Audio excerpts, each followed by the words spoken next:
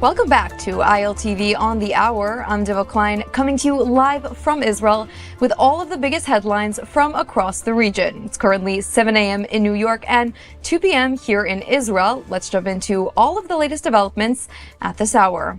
All eyes today are on Davos and the World Economic Forum, where global leaders and lawmakers congregate to discuss global matters. But on the sidelines of this annual event, U.S. President Donald Trump has gathered 20 leaders of various nations to sign the charter to his Board of Peace. According to Trump, the board will serve as an international peace-building body to address global conflicts and further down the line, potentially rebuild Gaza. Trump will head the board, of course, with the executive committee announced to include Tony Blair, Mark Carney, Marco Rubio, Steve Witkoff, and Jared Kushner. Now, an hour before the signing, Britain announced they will not be joining Trump's body. This after similar reservations were expressed by many European nations. Trump has invited Russian President Vladimir Putin to participate in the board, a move Britain had quickly condemned. In addition, however, Trump's recent comments that the Board of Peace could replace the United Nations have sparked controversy. Nevertheless, the charter was signed and the board has been inaugurated in Davos today. Trump himself received a standing ovation and showed the signed charter to the crowd before speaking on various regional matters. The American president reiterated the necessity of Hamas disarmament and the return of the final Israeli hostage, Ran Gvili. Take a listen to some key remarks made by the American president. And I've been very clear that Hamas must return that last remaining deceased hostage as well, and that will be the full commitment. And then we get on to other things, and we're committed to ensuring Gaza is demilitarized, properly governed, and beautifully rebuilt. It's going to be a great plan, and that's where the Board of Peace really started. And I think we can spread out to other things as we succeed with Gaza. We're going to be very successful in Gaza. It's going to be a great thing to watch. And we can do other things. We can do numerous other things. Once this board is completely formed, we can do pretty much whatever we want to do. And we'll do it in conjunction with the United Nations. You know, I've always said the United Nations has got tremendous potential, has not used it. And that's not all. More movements are coming out of Davos as the head of the National Committee for the Administration of Gaza, or NCAG, Ali Shah, has announced that Rafah crossing will be open in both directions as early as next week. Take a listen to the clip that was shown at the forum. As a first step, I am pleased to announce the Rafah crossing will open next week in both directions. For Palestinians in Gaza, Rafah is more than a gate. It is a lifeline and symbol of opportunity. Opening Rafah signals that Gaza is no longer closed to the future and to the war. Now, it's important to note that this statement was quickly being refuted by Israeli officials who doubled down, saying that until Ran Gvili is returned, Rafah will remain closed. And we now have breaking news reports that a cabinet meeting is set for the coming days in which they will discuss this matter. Now, the day is still ahead of us, and the World Economic Forum is producing a lot of news. So here to break down some of these headlines and reports is our panel of experts for today. Lieutenant Colonel in the Reserves, Advocate Maurice Hirsch of the Jerusalem Center for Security and Foreign Affairs, and Asher Fredman, Executive Director of the Miskov Institute for National Security and a visiting fellow at the Heritage Foundation. I want to thank you both so much for joining. Thank you for having us. Hi, thanks for having me. Of course. So really plenty of updates coming out of Davos right now. But there seems to be a little bit of a disconnect that there is no Israeli representation in the Board of Peace. Now, of course, President Isaac Herzog is in Davos right now for the World Economic Forum. But this big announcement where Trump, inaugurated the board, Israel was missing from the picture. So I'm curious, what is the significance of Israel's absence? Is it to Israel's benefit or disadvantage that global leaders are discussing Gaza and its future without Israel? Advocate Maurice Hirsch, if we could start with you. So thank you for having me. I think that there are two different sides to this picture. Obviously, Israel has to have and must play an integral part in anything that goes forward in Gaza, we need to see the Gaza Strip demilitarized. We need to ensure that the Gaza Strip no longer poses any threat. But on the one hand, but on the other hand, it doesn't mean that we need to have our involvement and direct involvement directly in Gaza. One of the things that really should happen is that Gaza should be disconnected from Israel. It should be set up as its own entity from which it can prosper, it can rebuild the reliance on Israel. Israel's still providing electricity to Gaza. Israel's still providing water to Gaza. The fact that Israel is still the gateway into Gaza isn't necessarily in our national best interest. And therefore, putting those two things together, I think, is critical moving forward, eliminating the threats, but at the same time, ensuring that Gaza isn't seen as Israel's problem, but rather a problem that needs to be solved by the international community.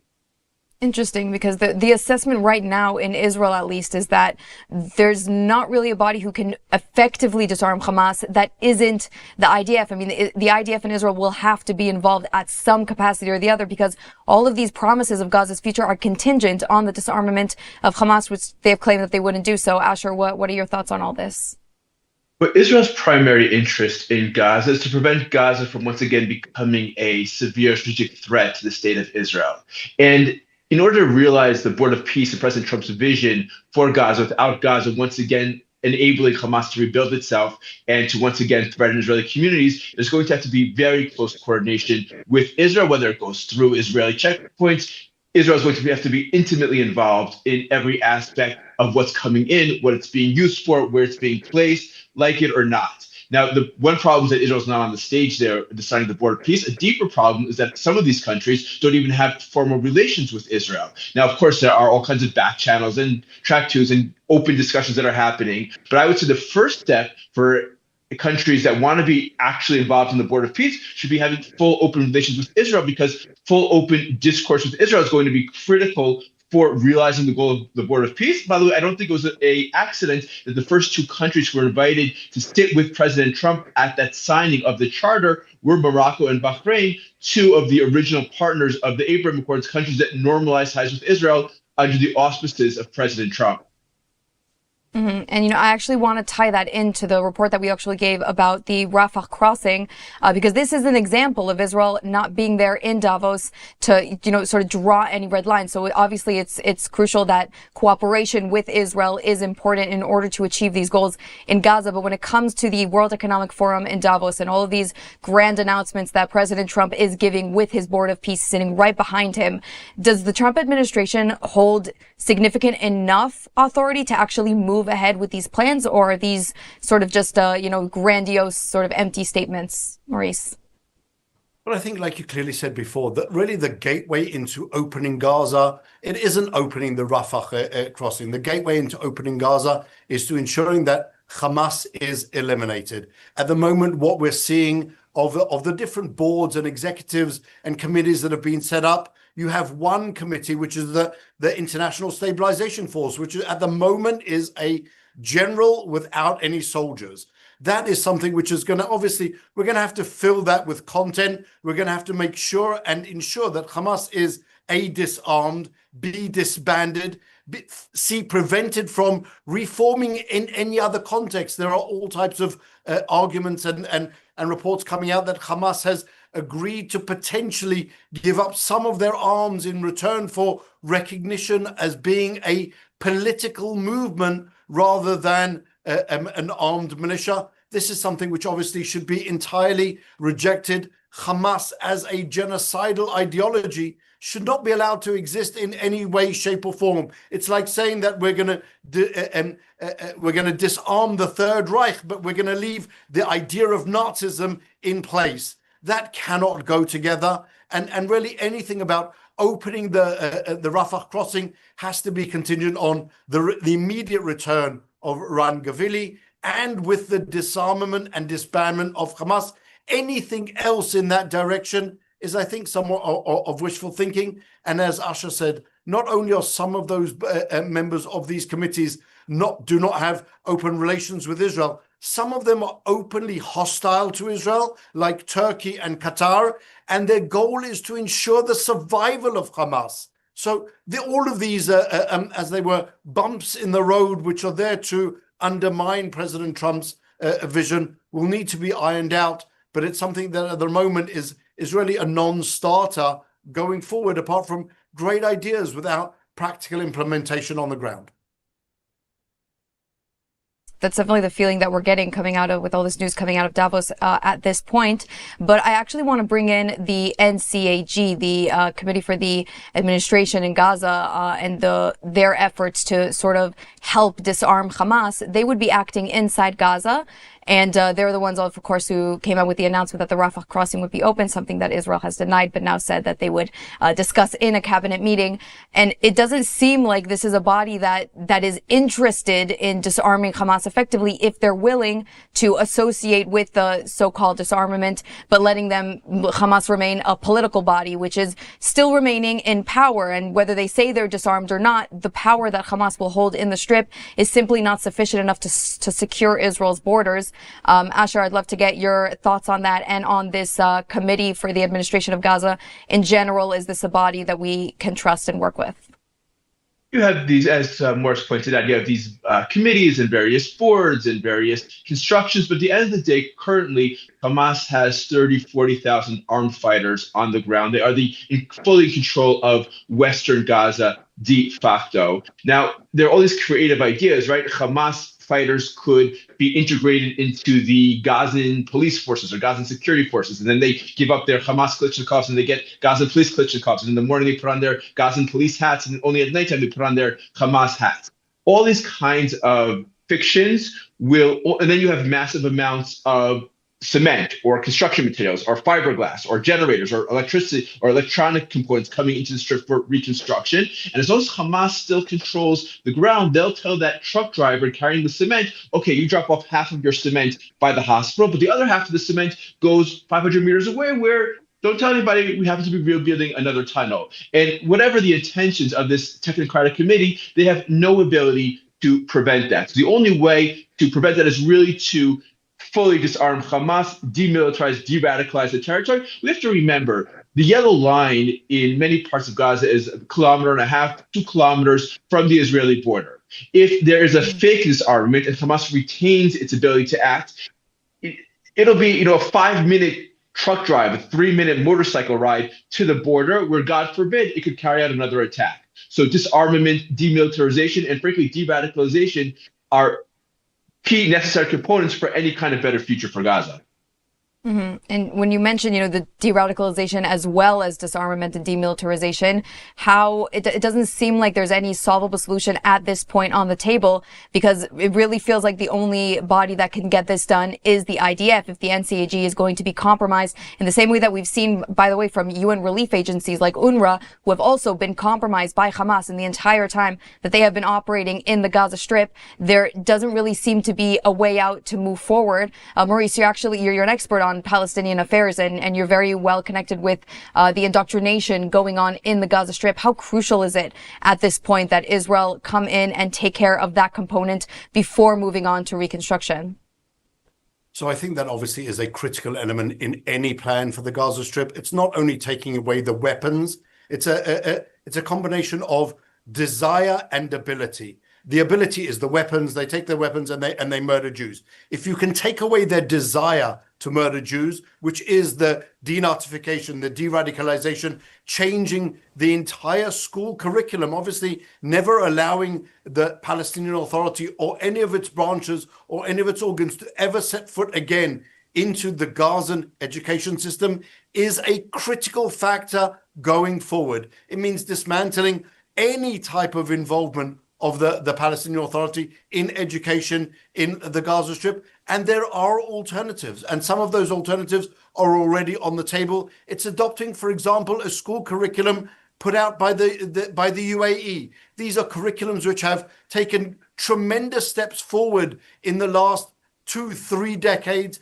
It's the possibilities that allowed for the development of the Abraham Accords. And it's something which is critical. If the Gazan children continue to learn that you have to hate Israel and aspire for Israel's destruction at any cost, then we will again see the same movement of destruction and genocidal desire rising up again, even if momentarily we succeed in taking away Hamas's weapons. So changing that whole infrastructure is something which is critical. Possibly even Israel should consider, and the boards of peace should consider setting up the new schools in the yellow zone, ensuring that those schools are controlled by pro-peace forces that teach a curriculum which provides for hope and coexistence rather than hate and murder. Those should be possibly some of the strategic goals going forward as to what can be done in those areas that are not under the Hamas control. But it really feels like a lot of these, all these goals that you're mentioning are contingent on one another. I'm curious, like, which one comes first? What do you think is the most crucial to attack, Maurice? And then, Asher, I'd love to also get your thoughts on that. Well, I think that all of them obviously have to go. I don't think you have to have a binary approach. You can work about dismantling and disarming Hamas on the one hand, ensuring that they no longer have any governance capabilities in the Gaza Strip, even in the area that isn't controlled by the IDF. And then for the areas that are under the control of the IDF, and together with the Board of Peace, or together with the Executive Committee, whatever it may be, or even the National Committee for Gaza, then design the future of Gaza, both from a de-radicalization point of view, but no less critically, we have to understand that we have to provide economic and financial opportunities and hope for the people living there. They haven't seen stability for a very long time. We need to provide jobs, or the opportunity for jobs. We need to provide an economy. We need to provide housing, not we as in Israel, but the international community. Provide hope, because leaving the Gazans under the control of genocidal terrorists, whether it be from Hamas or from Fatah, the PLO, is not an option and will only guarantee more and more violence. And so taking that in a different direction, ensuring that 75% of the Gaza Strip are no longer refugees. They live in houses. They don't live in shanty towns condemned by UNRWA to eternal victimhood. This is not something which is in Israel's interest to see anymore, and it would certainly be in the international community's interest to ensure that that picture no longer dominates the Gaza Strip, but rather there's a picture of hope, of development, of prosperity, rather than just hatred and the desire to destroy Israel. Absolutely. And Asher, your 2 cents on the path forward?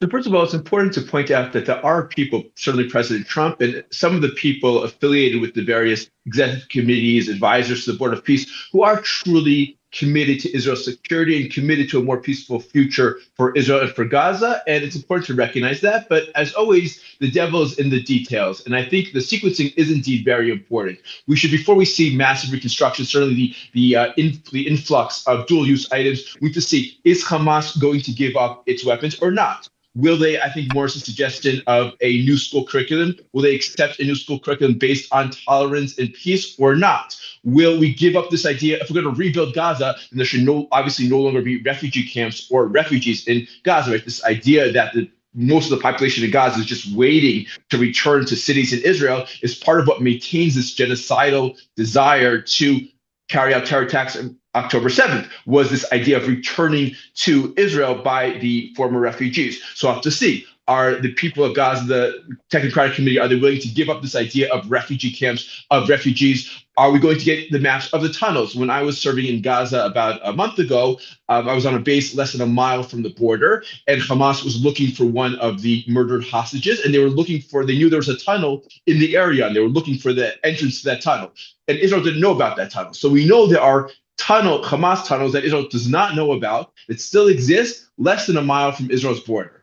Is Hamas going to truly give all that information so those tunnels can be destroyed? So certainly before we see, if we want any kind of economic redevelopment plan to succeed, we have to first see whether or not Hamas is willing to truly disarm and Gaza Strip be de-radicalized. Absolutely. And I want to actually pivot back to the Board of Peace and all the developments coming out of Davos right now. Actually, not Davos in particular, but President Putin, Vladimir Putin, has pledged to invest $1 billion in the Board of Peace to advance Gaza's reconstruction efforts. And this, of course, follows his meeting with PA President Mahmoud Abbas, which is happening right now. You can see the images on your screen. This seems like a disaster for Israel, because Israel was adamant from the start that when it comes to phase 2 of Gaza, when it comes to its reconstruction, the PA cannot be involved. And it goes back to what Maurice was saying about indoctrination and the PA, school system. If the PA is working with Putin and Putin is investing large sums of money in this Board of Peace, and he's also very involved in the Board of Peace, so much so that Britain has said that they would not join Trump's Board of Peace because Putin is on it, this seems like bad news for Israel. Maurice, what do you make of all this? I think that any investment that President Putin puts into the Palestinian Authority is just going to be a sunk loss. It's not going anywhere to the Palestinian people. It's not going for the development of Gaza. It will simply go into the pockets of the Fatah, PLO, PA cronies. It's something that we've seen over and over and over again. The PA, I would imagine, is trying to tell President Putin that they have some type of presence or capability of developing a presence in the Gaza Strip. This is just this is about as true as their claim that they actually govern any of the cities in Judea and Samaria, apart from Ramallah. Mahmoud Abbas pretends to be the president of a non-existent state, but really he's barely the mayor of a little town north of Jerusalem. And so all of these moves, I think, should be seen in the context of the PA as a failed mechanism, and that any attempt to really push money, invest money into the PA is simply going to go to waste, and it's a shame, and it really won't achieve any of the goals. Mm-hmm. And Asher, your thoughts on the PA and their involvement with President Putin?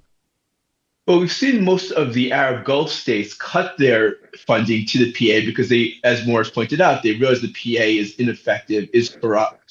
We'll have to see whether or not any of these hugs and smiles for the cameras turn into anything more substantial. There's also a very significant question about President Abbas is a 90-year-old chain smoker, I think in the 20 or 21st year of his 4-year term. We're already seeing jockeying between different power brokers and terrorist groups and local clans and local terror groups and various members of the PA and Fatah and Tanzim and PLO. They're all sort of jockeying for power the day after Abbas, whenever that comes. I think we're already seeing the decentralization of power from the PA, from Ramallah, from the centralized government. I think we're likely to see a continuation of that trend where different powerful actors and clans and factions and terror groups take control of different parts of Judea and Samaria. And then the question is, does the PA, whether in Judea and Samaria or the Gaza, to what degree is it relevant other than going to diplomatic meetings and shaking hands for the cameras?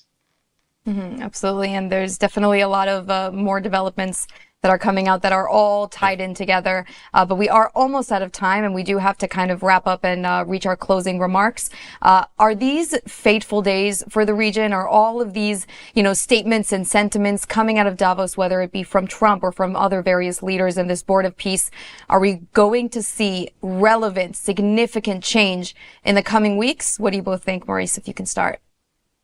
So I think just note the relevance of Davos taking part on one hand, the Board of Peace, and on the other hand, you have Mahmoud Abbas visiting Putin in Moscow to get all types of presence. That's interesting in and of itself. I think what we're seeing at the moment in the Middle East is this buildup of a very substantial US force to potentially operate in Iran. That will be a very big change, obviously, for the entire region.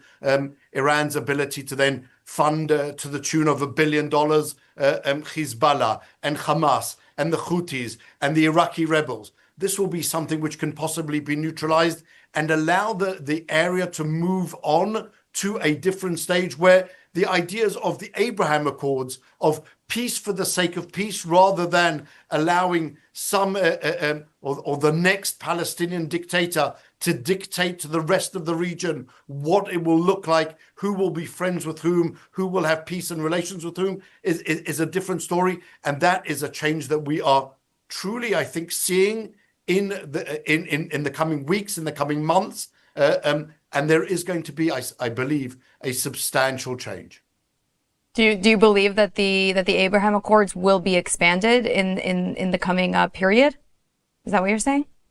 Certainly, I think there's a great scope for expanding the Abraham Accords. I think there's a much understanding in the Middle East that Israel and the Middle Eastern countries, Israel isn't going anywhere. The objections to Israel, the animosity towards Israel was based on this idea that the Arab countries, in whatever constellation it is, could get together and destroy Israel. They've seen, I think, that idea explode into 1,000 pieces, almost literally over the last 2.5 years. Thanks to Yahya Sinwar bringing down that entire axis of evil, and Israel coming out of this whole conflict as really the strong horse of the Middle East. And now they have no other opportunities to continue. The animosity isn't really a goal within of itself. That sounds very, very good. I hope it's not too good to be true. Asher, if we can get your closing remarks also on the prospects of the Abraham Accords, but also everything going on in the World Economic Forum right now. Are we seeing fateful days ahead of us? Well, these are fateful days because President Trump is essentially rewriting the rules of the world order. President Trump has shown again and again his ability to buck conventions and to reach achievements, whether it's the Abraham Accords, whether it is getting the 20 living hostages out of Gaza, that, to be frank, nobody thought possible. And when we see that logo of the Board of Peace with the Western Hemisphere, in the middle of a globe, it seems pretty clear that his ambitions go beyond just Gaza. So in that sense, it certainly is fateful days. What will happen in Iran, the downfall of the Iranian regime would have positive ripple effects across the Middle East and around the world. That remains to be seen. I don't think we've certainly seen the last. I think the Iranian people will continue to protest, and it remains to be seen to what degree help is indeed on the way, as President Trump promised. With regards to Gaza, the question really will be, to what degree will the United States insist on, and Israel insist on real full demilitarization? And if not, do we resume military activities? And with regards to the Abraham Accords, the potential is absolutely there. In fact, it's become clearer than ever. Two major factors will be, will Gaza enter a period of calm, or will we receive renewed fighting? To what degree will the United States tie what each of those countries want from the United States to advancing ties with Israel? But I definitely agree that if we look 1 year, 2 years, 3 years down the road, we will certainly see more countries joining the Abraham Accords. And these are developments that we're just going to have to follow as closely as we can for the coming days. But that is all the time that we have for today. I want to thank our distinguished panelists, Lieutenant Colonel in Reserves Advocate Maurice Hirsch and Asher Fredman. Thank you both so much for joining us on the show today. Thanks for having me. Thank you for having me. And meanwhile, as we discuss the prospects and the future of Gaza, clashes are being reported inside the Strip. There is a ceasefire, but the fighting continues, with Israel reporting at least 5 killed in fire exchanges between IDF troops and operatives who they say posed a threat to troops in the area. According to the IDF, a targeted airstrike on a vehicle took place in central Gaza, which followed intelligence of a Hamas-affiliated drone being used against troops in the area, posing an immediate threat and, of course, in violation of the ceasefire. And another front is also active. The Israeli Air Force struck 4 land crossings on the Lebanese-Syrian border. The IDF says they were being used to smuggle weapons to Hezbollah in positions in southern Lebanon and Syria. Earlier today, the military said they struck a key smuggler who ran a front company moving prohibited goods from Iraq, Syria, and the Gulf states into Lebanon. In addition, the IDF eliminated a Hezbollah operative who prevented a Lebanese army effort to dismantle a weapons depot and coordinating Hezbollah operations. The military says his actions violated the ceasefire and enabled weapons to be moved from the site. And finally, before we wrap up, we've got some exciting news. You can now get Israel updates on our WhatsApp channel. Breaking stories, live updates, and verified reports, all delivered fast and accurate. Just scan the QR code that's on your screen to join. And that's a wrap for this edition of ILTV on the Hour, broadcasting live from Israel and the heart of the Middle East. I'm Diva Klein, and I want to thank you all for joining. We will, of course, follow all of these developments as closely as possible, and I'll see you again very soon.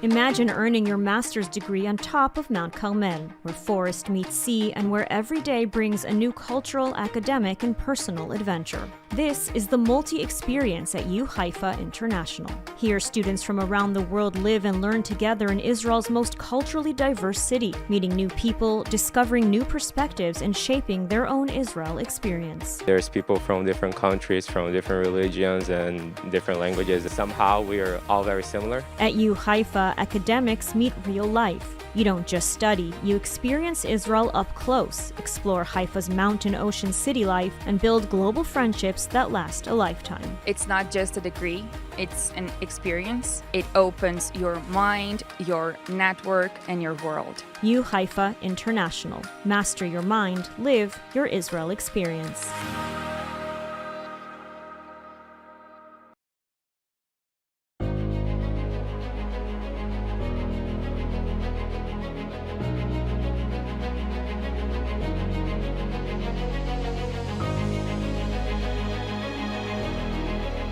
Welcome to ILTV Security Brief. I'm Caleb Ben David.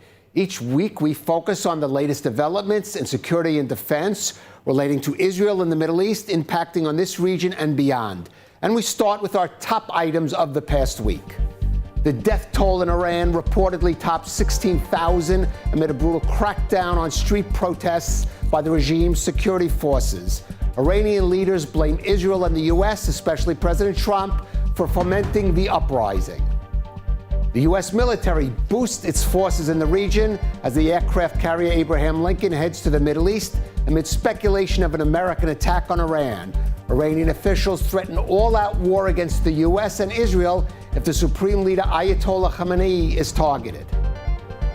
President Trump unveils new governing boards to rebuild and administer Gaza in Phase 2 of the peace deal that include Turkish and Qatari officials, drawing Israeli objections. Meanwhile, violence continues in Gaza as the IDF kills 2 terrorists in 2 separate incidents as they tried to infiltrate into the Israeli-controlled half of the Strip. In a series of airstrikes, the IDF hits Hezbollah terrorist infrastructure in South Lebanon, including launch sites, military camps, and weapons storage facilities. The IDF also takes out Hezbollah terrorists in the Zibkin area of South Lebanon, operating in violation of the ceasefire agreement between Israel and the Lebanese government. In a joint security operation, the IDF, Shin Bet, Israel Police, and Border Police launch a multi-day operation in Hebron to destroy terror infrastructure, seize illegal weapons, and strengthen security in the southern Judea area. This comes as the IDF reports an 80% drop in terror incidents in Central Command during 2025 compared to the previous year due to boosted operations in Judea and Samaria. And now our big story. To contain the mounting unrest in Iran, the regime turned to an old playbook. Use sheer brute force to contain street protests. The death toll among protesters from security forces' fire is estimated to now top 16,000, with tens of thousands more thrown into prison. The difference now is that a U.S. president explicitly urged the protesters to continue and promised help if they did. But as the American military builds up its forces in the region for a possible strike, will President Trump fulfill his pledge? If so, are the U.S. and Israel ready for the regime's response? And would any military action be enough to weaken the regime to the point of toppling? Here's Iran's supreme leader throwing the gauntlet down at Trump and Trump's response.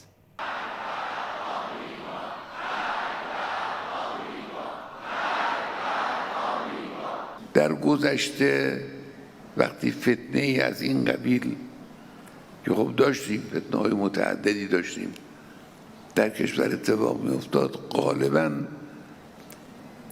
مطبوعاتی‌های آمریکا، سیاسیون درجه دوم آمریکا یا کشورهای اروپایی دخالت می‌کردند. این خصوصیت در این فتنه بود که شخص رئیس جمهور آمریکا، شخص خود او تو این فتنه دخالت کرد، حرف زد، اظهار نظر کرد، تهدید کرد، فتنه‌گران رو تشویق کرد، پیغام داد از آمریکا به این کسانی که حالا بعد خواهم گفت کی بودن که بری جلو نترسید. گفت از شما حمایت میکنیم، حمایت نظامی میکنیم. یعنی خود رئیس جمهور آمریکا وارد فتنه شد، جزء فتنه است. بدتر از مجرمان داخلی مجرمان بین المللی هستند، اونا رو رها نمیکنه. باید با شیوه های خودش با روش درست این کار دنبال بشه، تعقیب بشه و به توفیق الهی ملت ایران همونطور که کمر فتنه رو شکست، کمر فتنه‌گر رو هم باید بشکنه. They shouldn't be doing it, but I've left notification. Anything ever happens, we're going to blow the whole country is going to get blown up. So we've, you know, originally Biden should have said something. You know, when they made a statement, we always said, why isn't Biden saying anything? Because he didn't. But a president has to defend a president. Like if I were here and they were making that threat to somebody, even not even a president, but somebody like they did with me, I would absolutely hit them so hard. But I have very firm instructions. Anything happens, they're going to wipe them off the face of this earth.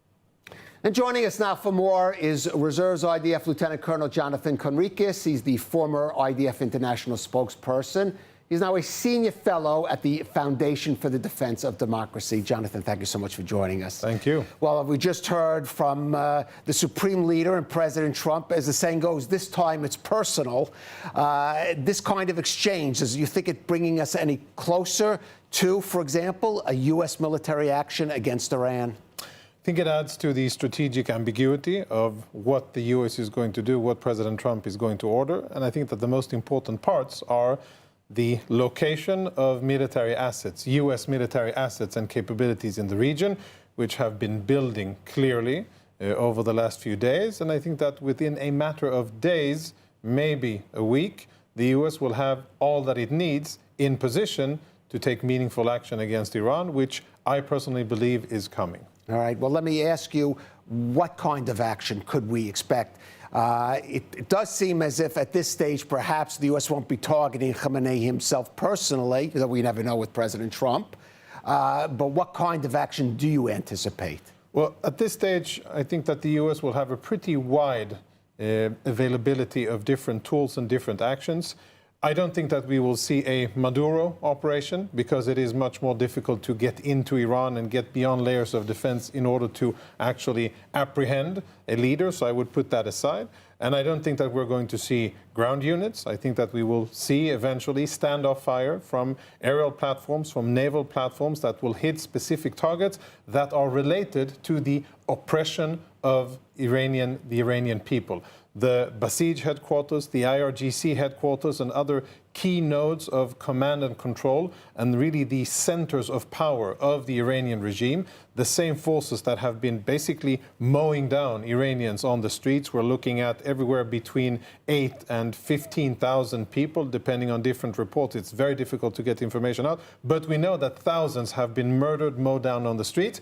I assume that these will be the forces that will be the first target, and then an anticipated Iranian retaliation, whether it's against American troops and assets in the region, and if it includes Israel or not, we'll have to wait and see. And then a follow-up, which I think will target the Supreme Leader Khamenei himself and actually aim by military force to bring down the regime and to allow the protesters who have been out on the streets day in, day out, but then mow down in the most brutal fashion, to give them the kind of the cavalry is here, and let them know that now is the time to actually take back their country and free themselves from 47 years of the Islamic regime's horrible oppression of the Iranian people. And how do you expect the regime to react, certainly to an initial attack, something like the restrained, almost symbolic response we saw last year, or something more serious that, of course, is likely to target Israel?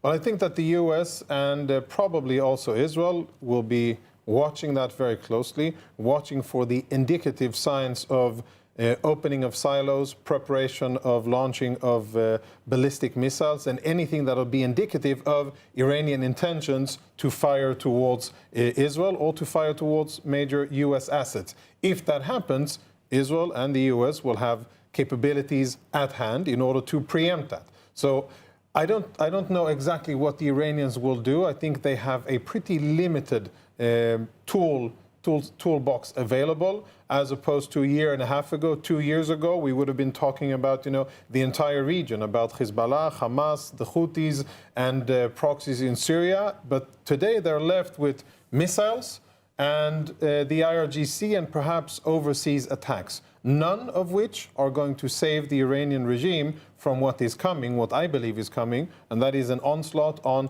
the headquarters, the command and control, and the ability of the Iranian regime to continue to oppress the Iranian people. Yeah, we do know the U.S. is keeping the diplomacy option on the table, and we heard Steve Witkoff, the President Trump's special envoy, just the other day, speaking at a conference, saying we would like to still negotiate with the regime. We even gave out a list of conditions. Some of them were acceptable to Israel. Noticeable, not on the list of conditions, was any move towards protecting the protesters or any kind of real fundamental different change rules of engagement and different use of force by the regime. Yeah. Right. So how likely? I mean, in Israel, you're hearing an expression in Hebrew, "Litkof" or "Witkoff," to attack. Yes. Litkof or Witkoff diplomacy. Yes, well, he is the diplomacy guy. It would be very surprising if he were to speak about military options. His toolbox is the diplomatic one, and he's someone who has brought significant achievements in the Gaza part of the world and other areas. But I don't think that is where we are going. I think that the actions, the brutality, the way that the Iranian regime chose to oppress the uprising and the protesters, to basically mow them down in cold blood with Basij and IRGC forces, with foreign mercenaries that they brought in from Iraq, from Afghanistan and other places, that is one bridge too far. That is one bloodbath too far. And I think that the personal attacks and the insults out of Khamenei's Twitter account and other accounts against President Trump, he's only digging his hole deeper, and I don't think that those are very wise decisions that have been made to communicate and to entice personally President Trump. And Jonathan, even if there was such a serious attack, as you said, against key points of the leadership, even taking out perhaps the supreme leader, would that lead to regime change? We know how powerful and entrenched, for example, the IRGC and its various bodies are. Indeed. And I think that the most important back-channel conversations and the other scenarios that I'm sure are happening now as we speak are different parts of the Iranian regime, the IRGC specifically, but perhaps other parts, perhaps the army. I don't think the Basij, but army and IRGC. There may be, we may see an Egyptian variant of an Iranian Assisi taking power and relieving the supreme leader of his authority and saying, I want to save the country from a foreign onslaught. I want to save us the destruction that is coming, that you have brought upon us. And as a defensive measure, we're now taking control, and this will be a transit to some type of other governance. That's also a point. I agree with you.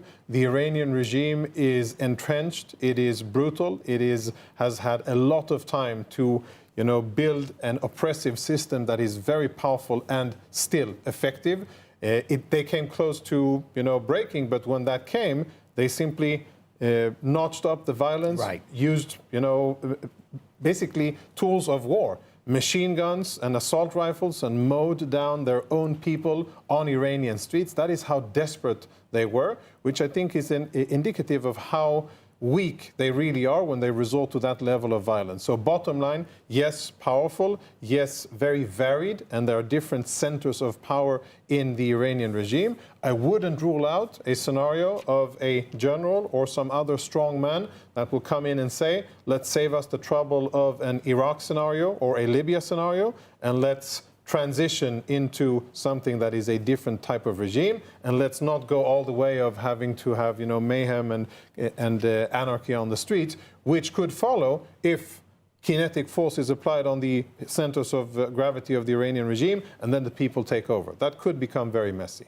All right, could become messy, but of course, Israel, in this case, perhaps would even prefer the devil it doesn't know compared, since Iran has been for too long the devil it does know. Indeed. And we'll have to see if that happens. Jonathan, stay with us. We want to move on to another certainly pressing security issue for Israel. Now, the so-called day after for Gaza that was promised by the Trump peace plan is beginning to take shape, and some of it is perhaps not to Israel's liking. Now, the executive board that will oversee the governance of Gaza has including the Turkish foreign minister and Qatar's prime minister. This is despite Israel's strong opposition to either of those nations having any such role. Ali Shat, chosen by the Trump administration to lead the body that will actually administrate post-war Gaza, is a former deputy minister in the Palestinian Authority, which Israel has also rejected.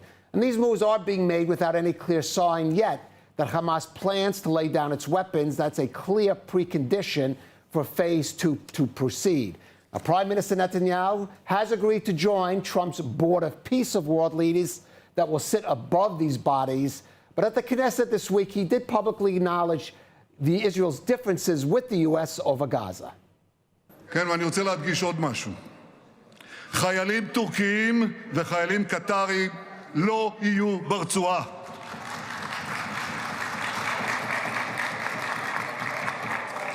יש לנו ויכוח מסוים עם ידידינו בארצות הברית על הרכב מועצת היועצים, כך קוראים לזה, מועצת היועצים שתלווה את התהליכים בעזה. עכשיו, יש ויכוח, אני שם אותו כאן על הבמה, על הפודיום.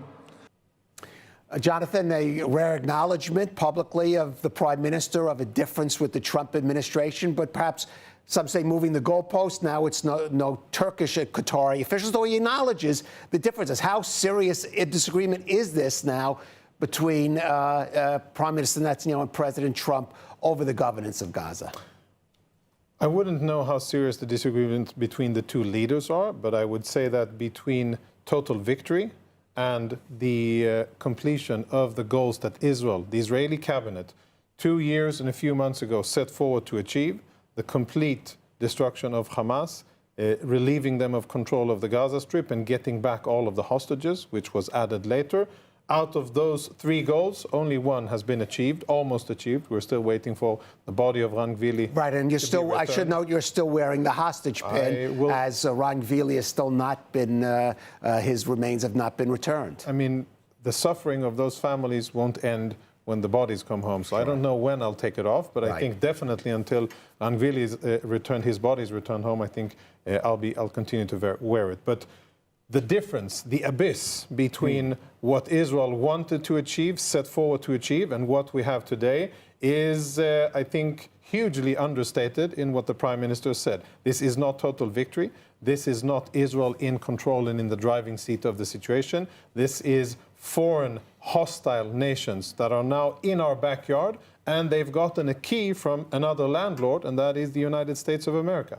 And I think that Israel finds itself in a position where what this basically means, the bottom line, what this means is that we're going to have an ongoing conflict with Gaza under Hamas rule, and that this is far, far from done. Future generations of Israeli soldiers will have to be called upon to fight in Gaza because Hamas is not dismantled and it is not going away. And as long as Hamas is there, whether it is directly currently in name or just one step below the surface, they're still going to be there. They're in control. They'll control education. They will still have their weapons, and they will rebuild because that is their focus. Their focus is jihad. Their focus is the destruction of the State of Israel. And until they are dismantled and disarmed, we are going to continue to have a problem. And what we're seeing now, the day after in Gaza, it is not according to Israel's goals. It is not Israel in the driving seat. There are other powers and parties that are in the driving seat.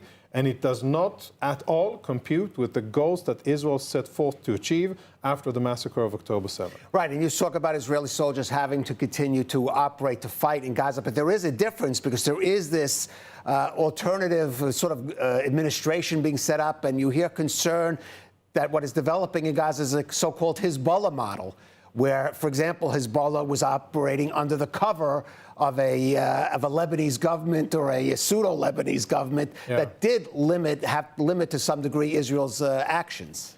Yes, and the only thing missing would be a failing UN force, UNIFIL, and a weak mandate, 1701, and then, the whole charade that we saw for so many years after 2006. Yes, sadly, that's how it quacks, and that is what it looks like, and it is not to my liking. I think we are far from where we need to be. It is not where I hoped we would be in terms of the sacrifices that were made in Israeli blood. Young men, mostly men who sacrificed on the battlefield, thousands of wounded, hundreds of killed on the battlefield, and this is not the political diplomatic achievement that will ensure the absolute goal of making sure that we won't have to fight there again in this generation or the next one. With this current framework, it looks much more likely that Hamas will stay in power, have access to their weapons, and then eventually grow into another formidable fighting force, a terrorist army, and challenge Israeli security again. That is what we needed to prevent. That is what October 7 was all about. But how much latitude does the government, the Israeli government, have at the same time it is having to work, and to tie it back to the Iran issue, when it is working with the United States and counting on the U.S. to assist it on, for example, the defense of Israel against a possible Iranian attack? So I think you touch on the most important trade-off that Israel is making here. It's a cognitive decision that Israel is making, basically trading off Gaza and saying, I have an opportunity here to do major strategic long-term change with regards to our main enemy and our most lethal nation-state enemy, which is the Islamic Republic of Iran. There is a window of opportunity with President Trump, and the interests are aligning. Let's focus on that. And let's, swallow a very, very bitter pill, which this day after in Gaza and the Board of Peace, Turkish involvement, Qatari involvement, and basically a window dressing of a Hamas government, which is what we're going to get, Palestinian Authority and pseudo-Hamas. That's a very bitter pill, but it looks as if Israel is willing to swallow that bitter pill, hoping that it will make significant achievements against Iran and not wanting to jeopardize those achievements with the U.S., and saying, okay, if that's the price that we have to pay, then it looks as if the Prime Minister has made that decision and he's willing to pay that price, which means that future generations of Israelis will have to fight in Gaza. That is the bottom line. All right, it's sort of an Iran first, Gaza later, perhaps, strategy. But as you said, this is something that, unfortunately, other future generations of young Israelis may have to contend with.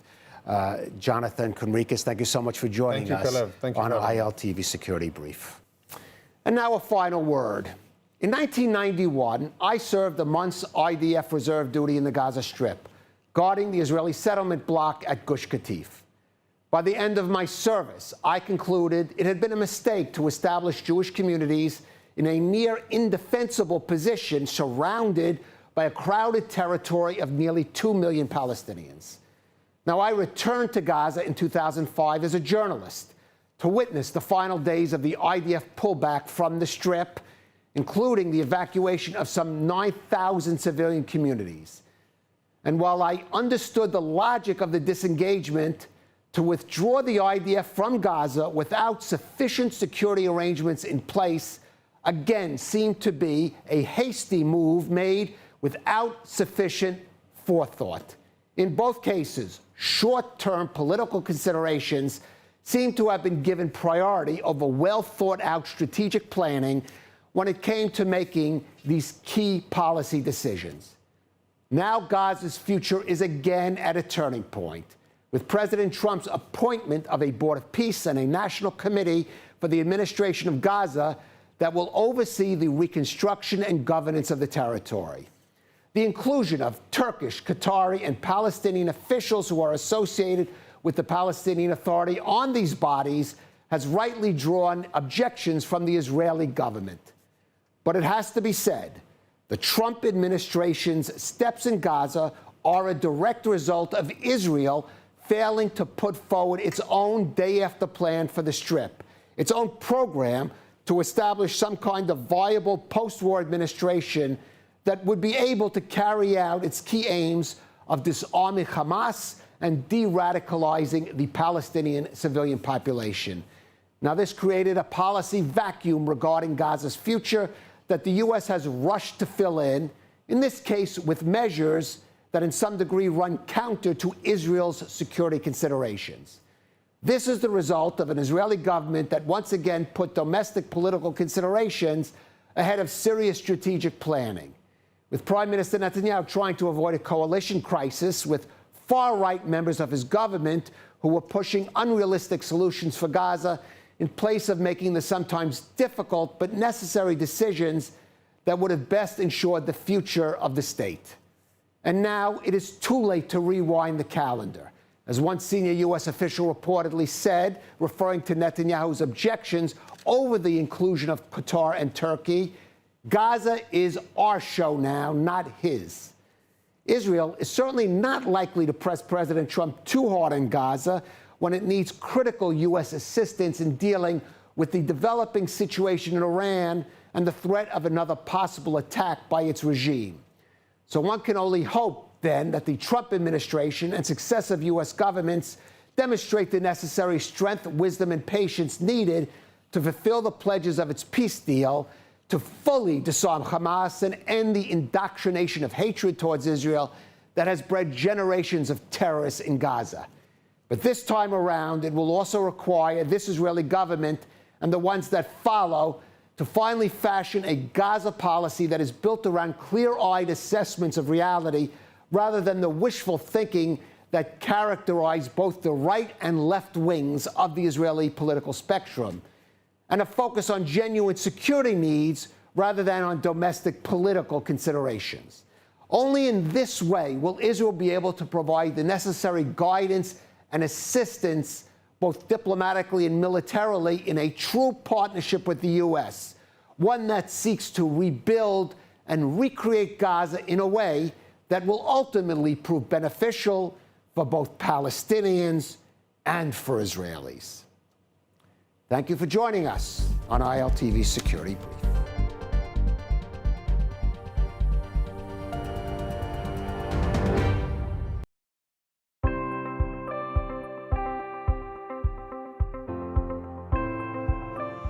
The story of the Jewish people has never been about standing still. It's a story of moving forward, of taking responsibility, of protecting what matters, no matter the challenge. That story is still being written today, not with swords, but with stewardship of the land, with the rule of law, and with the determination to secure Israel's future. And on the front lines of that mission stands Regavim. Regavim is a public movement dedicated to defending Israel's national lands and natural resources in the field, in the courts, and in the public square. Through research, on-the-ground action, and legal advocacy, Regavim works to uphold the rule of law and to ensure that Israel can grow, thrive, and remain rooted in its homeland.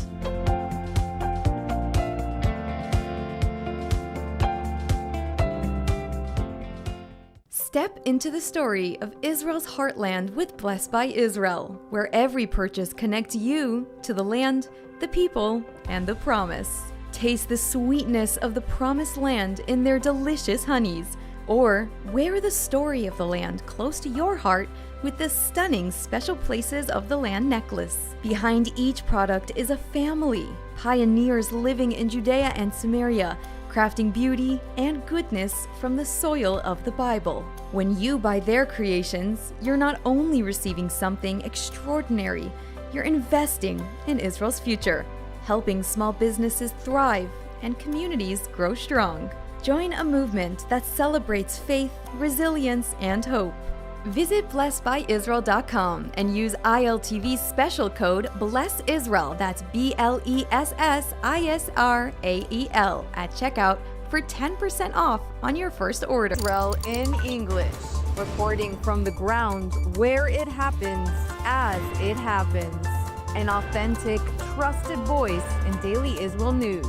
Airing on 11 international TV channels and now launching a 24/7 Israeli news channel. Reaching millions every month across all social platforms. Independent, real, powered by truth. We don't just report, we connect. Thanks to a worldwide community that stands for truth. This is ILTV, your source for Israel in English.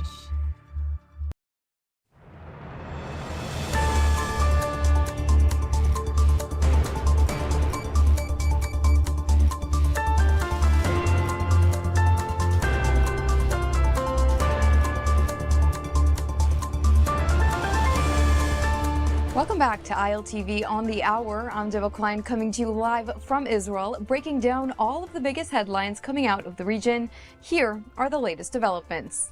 All eyes today are on Davos and the World Economic Forum, where global leaders and lawmakers congregate to discuss global matters. But on the sidelines of this annual event, U.S. President Donald Trump has gathered 20 leaders of various nations to sign the charter of his Board of Peace, which he inaugurated today. According to Trump, the board will serve as an international peace-building body to address global conflicts and, further down the line, potentially rebuild Gaza. Trump will head the board, with executive committee also announced to include Tony Blair, Mark Carney, Marco Rubio, Steve Witkoff, and Jared Kushner. An hour before the signing, Britain announced they will not be joining Trump's body. This after similar reservations were expressed by many European nations. Trump has invited Russian President Vladimir Putin to participate in the board, a move Britain had quickly condemned. In addition, however, Trump's recent comments that the Board of Peace could replace the United Nations have sparked controversy. Nevertheless, the charter was signed today, and the board has been inaugurated in Davos. Trump himself received a standing ovation, and he showed the signed charter to the crowd before speaking on various regional matters.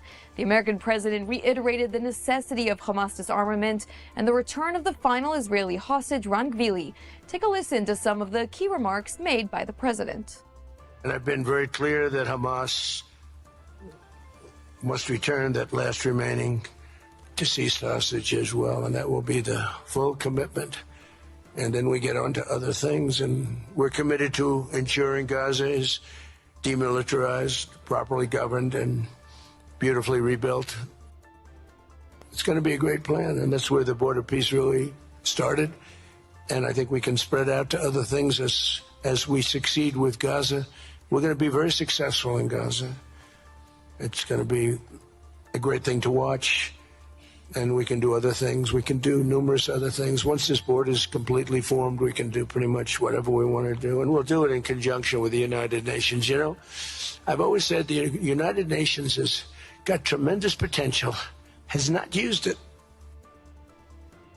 And that's not all. More movements are coming out of Davos as the head of the National Committee for the Administration of Gaza, or NCAG, Ali Shah, has announced that the Rafah crossing will be open in both directions as early as next week. Take a listen to the clip played at the World Economic Forum today. As a first step, I am pleased to announce the Rafah crossing will open next week in both directions. For Palestinians in Gaza, Rafah is more than a gate. It is a lifeline and symbol of opportunity. Opening Rafah signals that Gaza is no longer closed to the future and to the war. Initially, Israeli officials had quickly refuted the statement, saying that until the body of the final Israeli hostage, Ran Gvili, is returned, Rafah will remain closed. Now, though, officials are saying that a cabinet meeting will be held in Israel in the coming days to discuss the option of opening the crossing. All of this as search and rescue efforts are being renewed in the Gaza Strip to locate the body of Ran Gvili. And far away from Davos, where global leaders discuss the fate of the region, Russian President Vladimir Putin met with Palestinian Authority leader Mahmoud Abbas in the Kremlin. Following the meeting, Putin has pledged to invest $1 billion in the Board of Peace to advance Gaza's reconstruction efforts. And finally, we've got some exciting news. You can now get Israel updates on our WhatsApp channel. Breaking stories, live updates, and verified reports, all delivered to you fast and accurate. Just scan the QR code that's on your screen right now to join the channel and get all of the latest developments and updates coming out of Israel and the broader region. And that's a wrap for this edition of ILTV on the Hour, broadcasting to you live from Israel and the heart of the Middle East. I'm Diva Klein, following all of these developments very closely. I hope that you're staying tuned to all of our ILTVs on the Hours. Thanks for watching.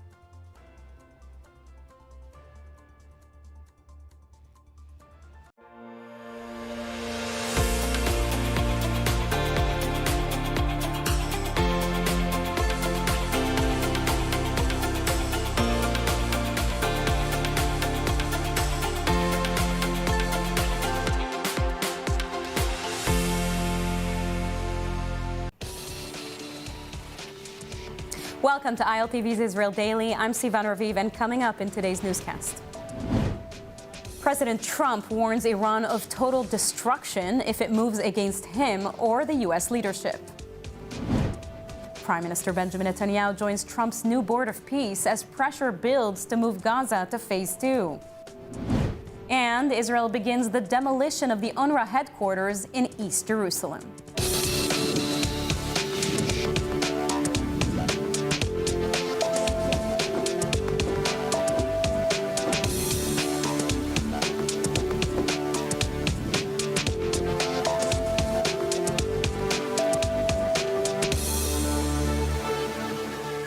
Growing tensions between the United States and Iran are on full display at the moment, just days from when a U.S. aircraft carrier group arrives at a striking distance of Iran. President Donald Trump has issued his toughest warning yet, while Tehran responds with its own sharp threats. ILTV's Steve Leibowitz has the latest. U.S. President Donald Trump has escalated his rhetoric against Iran, saying that if the Islamic Republic ever attempts to assassinate him, the United States would respond with such force that Iran would be wiped off the face of the earth. Trump made these comments in a News Nation interview marking the anniversary of his return to the White House, saying he has given very firm instructions to respond overwhelmingly to such a threat. Well, they shouldn't be doing it, but I've left notification. Anything ever happens, we're going to blow the whole country is going to get blown up. So we've, originally Biden should have said something. When they made a statement, we always said, why isn't Biden saying anything? Because he didn't. But a president has to defend a president. Like if I were here and they were making that threat to somebody, not even a president, but somebody like they did with me, I would absolutely hit them so hard. But I have very firm instructions. Anything happens, they're going to wipe them off the face of this earth. Trump's threat comes after Iran's parliament and military warned against any attack on Supreme Leader Ayatollah Khamenei, saying an assault on him would trigger a declaration of jihad and set fire to the world. At the same time, Iran's foreign minister published an op-ed stating that Iran would fire back with everything they have if struck. He described an all-out confrontation, long and ferocious, with widespread impact. The tensions are backed by a major U.S. military move. The aircraft carrier USS Abraham Lincoln and its strike force are heading west from the South China Sea toward the Middle East. Tracking data is now turned off after the strike group passed the Straits of Malacca, on course to potentially operate in the Arabian Sea and Gulf region. Based on current speeds, it could be within striking distance of Iran by this weekend, giving Washington options far beyond diplomacy. The carrier, along with its destroyers and aircraft, provide the U.S. with capabilities from precision airstrikes and long-range missiles to surveillance and a powerful deterrent presence. Additionally, U.S. Air Force assets have been redeployed from Gulf states to Jordan, positioning it as CENTCOM's primary forward base against Iran. There is no confirmed strike order, but U.S. officials say all options remain on the table as Washington, Jerusalem, and regional allies monitor the situation closely. As the standoff develops, both sides continue to signal readiness for escalation, and the next few days could be critical. And Prime Minister Benjamin Netanyahu has accepted President Donald Trump's invitation to join the new Board of Peace, an international initiative that would begin with Gaza and could potentially expand to other global conflicts. The move comes as the U.S. prepares for a signing in Davos, Switzerland. ILTV's India Naftali has the details. India? Thank you, Sivan. Netanyahu is joining a small but growing group of world leaders who have agreed to take part in this U.S.-led initiative. But behind the scenes, there's still uncertainty about who will ultimately participate, how much authority the board will actually have, and whether it could complement existing international institutions like the UN or compete with them.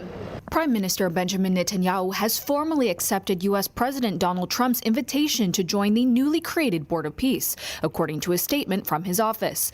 The board is a U.S.-led initiative designed to handle international conflict resolution, beginning with the Gaza Strip, and is set to be chaired by President Trump for life. Countries that have accepted the invitation include Argentina, Azerbaijan, Belarus, Hungary, Kazakhstan, Morocco, the United Arab Emirates, and Vietnam. The move comes as the White House prepares for a formal signing ceremony to launch the board, scheduled for Thursday in Davos, Switzerland, during the World Economic Forum. According to an invitation confirmed by U.S. officials, world leaders have been asked to attend and sign the board's charter, as Washington seeks to accelerate the second phase of its Gaza ceasefire plan. However, only a handful of countries have confirmed that their heads of state will participate, amid a growing unease over what some diplomats describe as an attempt to create an alternative to the United Nations. That concern was addressed by President Trump himself when asked whether his board could replace the UN. Do you want your Board of Peace to replace the UN? Well, it might. I mean, the UN just hasn't been very helpful. I'm a big fan of the UN potential, but it has never lived up to its potential. The UN should have settled every one of the wars that I settled. I never went to them. I never even thought to go to them. They should be able to settle those wars. They don't. I believe you got to let the UN continue because the potential is so great. Diplomats in Europe and the United Nations have warned that the new board could weaken existing international mechanisms and create competing authority over global conflict management.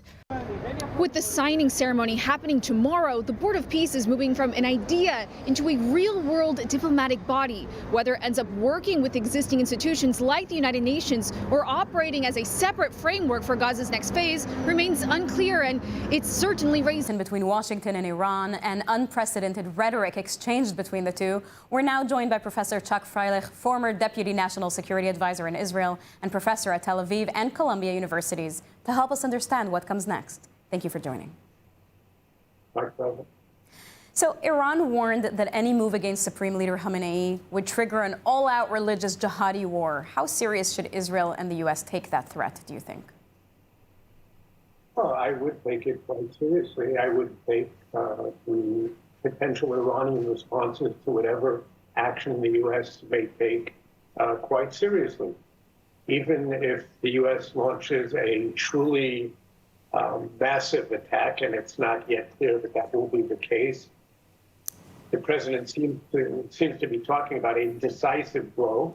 But regardless of what the U.S. really does in the end, Iran still has considerable capabilities for retaliation, whether it's against American forces in the Gulf, and they're right next to Iran, or certainly against Israel. And as a matter of fact, Iran has various capabilities, sleeping cells, Hezbollah cells around the world. So, yeah, they have the capability to respond not insignificantly. And at the same time, by the way, let's not allow ourselves to be overly deterred by what they say, because in the end, the difference in overall capability here, especially of the earth, if they target him or any of the leaders, do you think that following these exchanges between the two countries and leaders, do you believe a U.S. strike is still on the table, or is this primarily psychological warfare? Well, I think we can probably agree that President Trump is occasionally given to the bit of hyperbole. And there isn't always a direct link between what he says and what he does, but there is sometimes.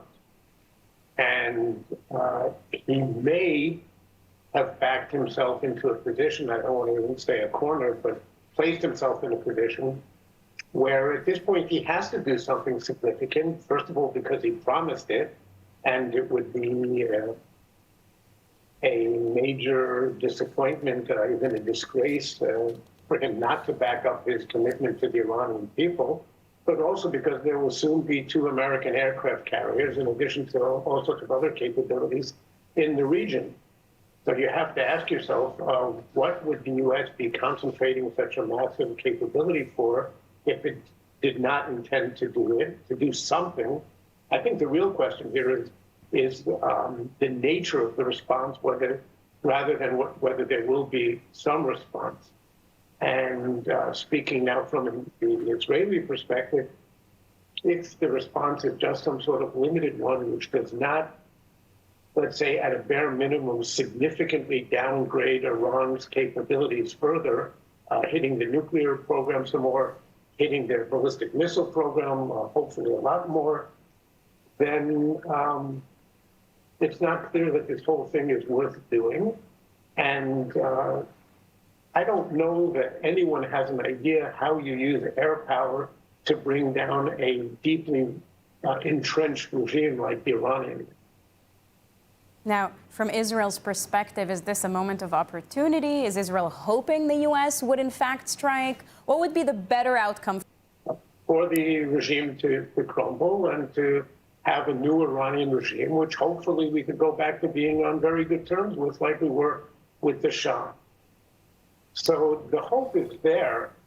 But again, the question is, there's a fundamental question that the U.S. has to ask itself and Israel has to ask itself. What are we trying to achieve here? Is the objective really to topple the regime? And again, I don't know how you do that just through air power. If the U.S. was even contemplating a major ground invasion, that would be one thing, but it isn't. So then what is the objective? Just to punish them? Okay, been done in the past, we can do it again, but there will be a price to pay for it, a significant price. So is it worth it? Yes, if it's a major operation. No, if it's a limited one. Is the real objective actually to downgrade the missile and nuclear program? What do we want, regime change or just to hit their military capability? Mm-hmm. What do we want is the question. Chuck Freilich, thank you very much. Thank you. And we've got some exciting news. You can now get Israel updates on our WhatsApp channel. Breaking stories, live updates, and verified reports, all delivered fast and accurate. Just scan the QR code on your screen to join. Imagine earning your master's degree on top of Mount Carmel, where forest meets sea and where every day brings a new cultural, academic, and personal adventure. This is the multi-experience at U Haifa International. Here, students from around the world live and learn together in Israel's most culturally diverse city, meeting new people, discovering new perspectives, and shaping their own Israel experience. There's people from different countries, from different religions and different languages. Somehow we are all very similar. At U Haifa, academics meet real life. You don't just study, you experience Israel up close, explore Haifa's mountain ocean city life, and build global friendships that last a lifetime. It's not just a degree, it's an experience. It opens your mind, your network, and your world. U Haifa International. Master your mind, live your Israel experience.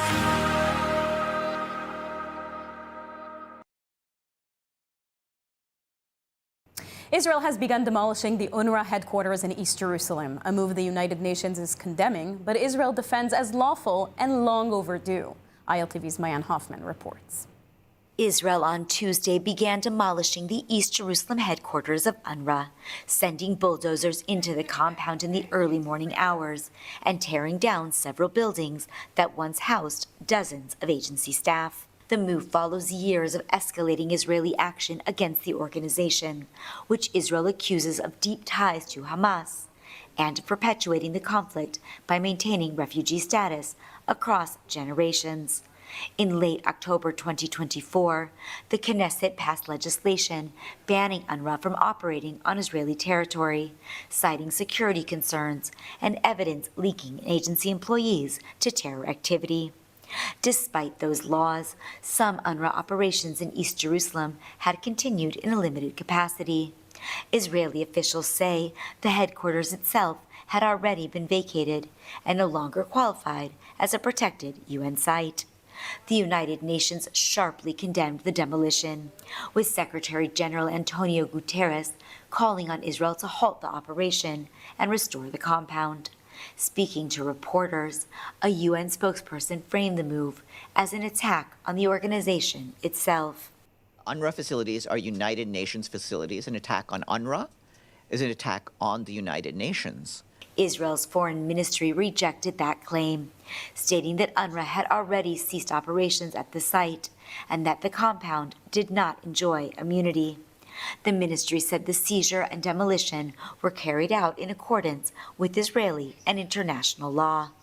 National Security Minister Itamar Ben-Gvir arrived at the scene as demolition began, calling it an important day for sovereignty in Jerusalem, and vowing similar action against what he described as terror supporters.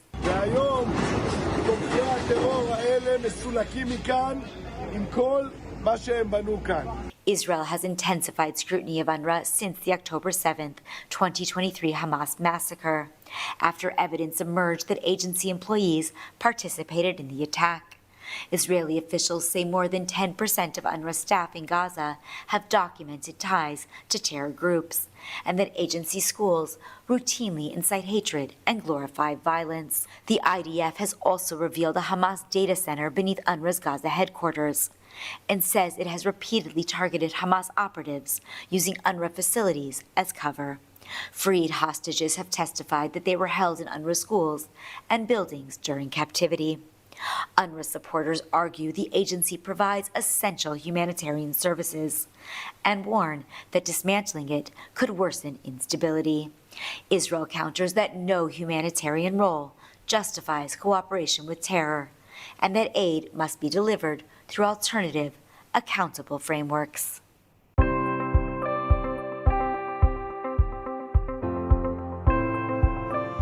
The story of the Jewish people has never been about standing still. It's a story of moving forward, of taking responsibility, of protecting what matters, no matter the challenge. That story is still being written today, not with swords, but with stewardship of the land, with the rule of law, and with the determination to secure Israel's future. And on the front lines of that mission stands Regavim. Regavim is a public movement dedicated to defending Israel's national lands and natural resources in the field, in the courts, and in the public square. Through research, on-the-ground action, and legal advocacy, Regavim works to uphold the rule of law and to ensure that Israel can grow, thrive, and remain rooted in its homeland.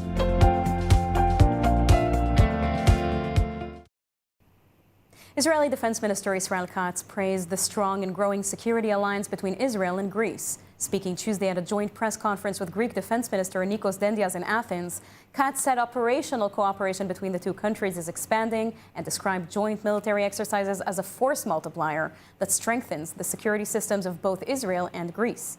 Dendias confirmed the two sides will cooperate on anti-drone technology and cybersecurity, including sharing know-how to counter drone swarms and unmanned undersea vehicles. Last year, Greece approved the purchase of 36 Israeli-made pulse rockets artillery systems worth about 650 million euros, and is also in talks with Israel on a multi-layer air, missile, and drone defense system estimated at 3 billion euros. While no threats were named, both countries viewed Turkey as a key regional security challenge. Μελετήσαμε το Ισραηλινό μοντέλο και επί τη βάση αυτού δημιουργήσαμε το Ελληνικό Κέντρο Αμυντικής Καινοτομίας. Στόχος μας είναι η Ελλάδα από μια χώρα πελάτης και αγοραστής μόνο αμυντικών συστημάτων να γίνει μια χώρα συμπαραγωγός, παραγωγός καινοτόμων προϊόντων, χαμηλού σχετικά κόστους και διπλής χρήσης. כחלק בלתי נפרד מהשותפות הזאת, אנו חולקים מידע רלוונטי, מקדמים שיתוף פעולה ביטחוני, טכנולוגי, מקיימים תרגילים ואימונים משותפים ומחזקים את שיתוף הפעולה המבצעי, וכל אלה מהווים מכפיל כוח משמעותי למערכות הביטחון הן בישראל והן ביוון. בד בבד אנחנו נחושים גם בסוגיה קריטית נוספת, לא לאפשר לגורמים המבקשים לערער את היציבות האזורית לבסס דריסת רגל באמצעות טרור, תוקפנות או שלוחות צבאיות בסוריה, בעזה, בים האגאי או בכל זירה אחרת לממש את שאיפותיהם המסוכנות. The High Court of Justice has ruled an autopsy would not be performed on the two infants who died this week at an unlicensed, overcrowded daycare in Jerusalem. The court overturned a lower court decision that had approved postmortems, ruling that invasive autopsies are unnecessary if other medical tests can confirm the cause of death. The decision allowed 4-month-old Leah Goloventic and 6-month-old Aaron Katz to be buried without further delay. The families, who are ultra-Orthodox, opposed autopsies on religious grounds. Strict interpretation of Jewish law generally prohibits autopsies, viewing the human body as sacred and calling for quick burial, unless the procedure can clearly save another life. Police believe the babies died from heat exhaustion and dehydration, possibly due to a malfunctioning heating system in a sealed room. Meanwhile, 2 caregivers from the daycare remain in custody, with police investigating possible reckless homicide and criminal negligence in one of Jerusalem's most shocking childcare tragedies in years. U.S. President Donald Trump said his administration may have reached a deal with Harvard University. Trump cites anti-Semitism at the prestigious Ivy League school. The administration has threatened to withhold federal funding from universities over campus anti-Israel protests and policies related to diversity, climate initiatives, and transgender issues, drawing concern from civil rights groups. Secured unprecedented settlements with Brown University, Columbia University, and many other colleges, including the University of Pennsylvania, where I went, the great old Wharton School of Finance. To restore fairness and merit, we're working with Harvard right now. They've been very anti-Semitic. Terrible what they've done. And we'll see what happens. I hear we have a deal, but who the hell knows with them? They have a lawyer that wants to show how hot he is. Prime Minister Benjamin Netanyahu congratulated U.S. President Donald Trump on marking 1 year since returning to office for his second term. In a post on the official Prime Minister's X account, Netanyahu called it an incredible first year of a second term, offering congratulations to both President Trump and the United States. The two leaders have maintained close ties, meeting face-to-face 6 times since Trump began his second term, most recently just weeks ago in Florida.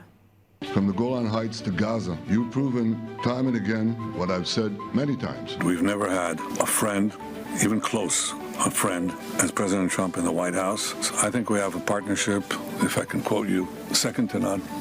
I think it's allowed us to do enormous things. While you focus at home on making America great again, your leadership abroad is changing the world for the better, ending wars and advancing peace. I think what President Trump has done in a very short time is bring America back to the front seat, to the driver's seat in world affairs. And that's very, very important. I think he's been extraordinary in his friendship and his support for Israel, his principled positions, his willingness to just cut through and get to the essence of things. Israel with other people might not exist right now, if you want to know the truth.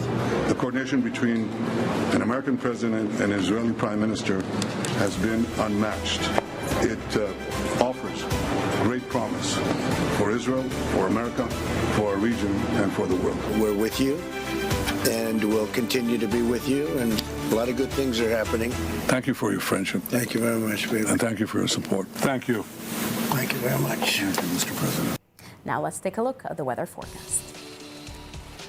Cloudy skies are expected around most of the country tonight, with temperatures reaching lows of 6 degrees Celsius or 44 degrees Fahrenheit. Then tomorrow we'll see cloudy skies alongside steady temperatures, seeing highs of 16 degrees Celsius or 60 degrees Fahrenheit.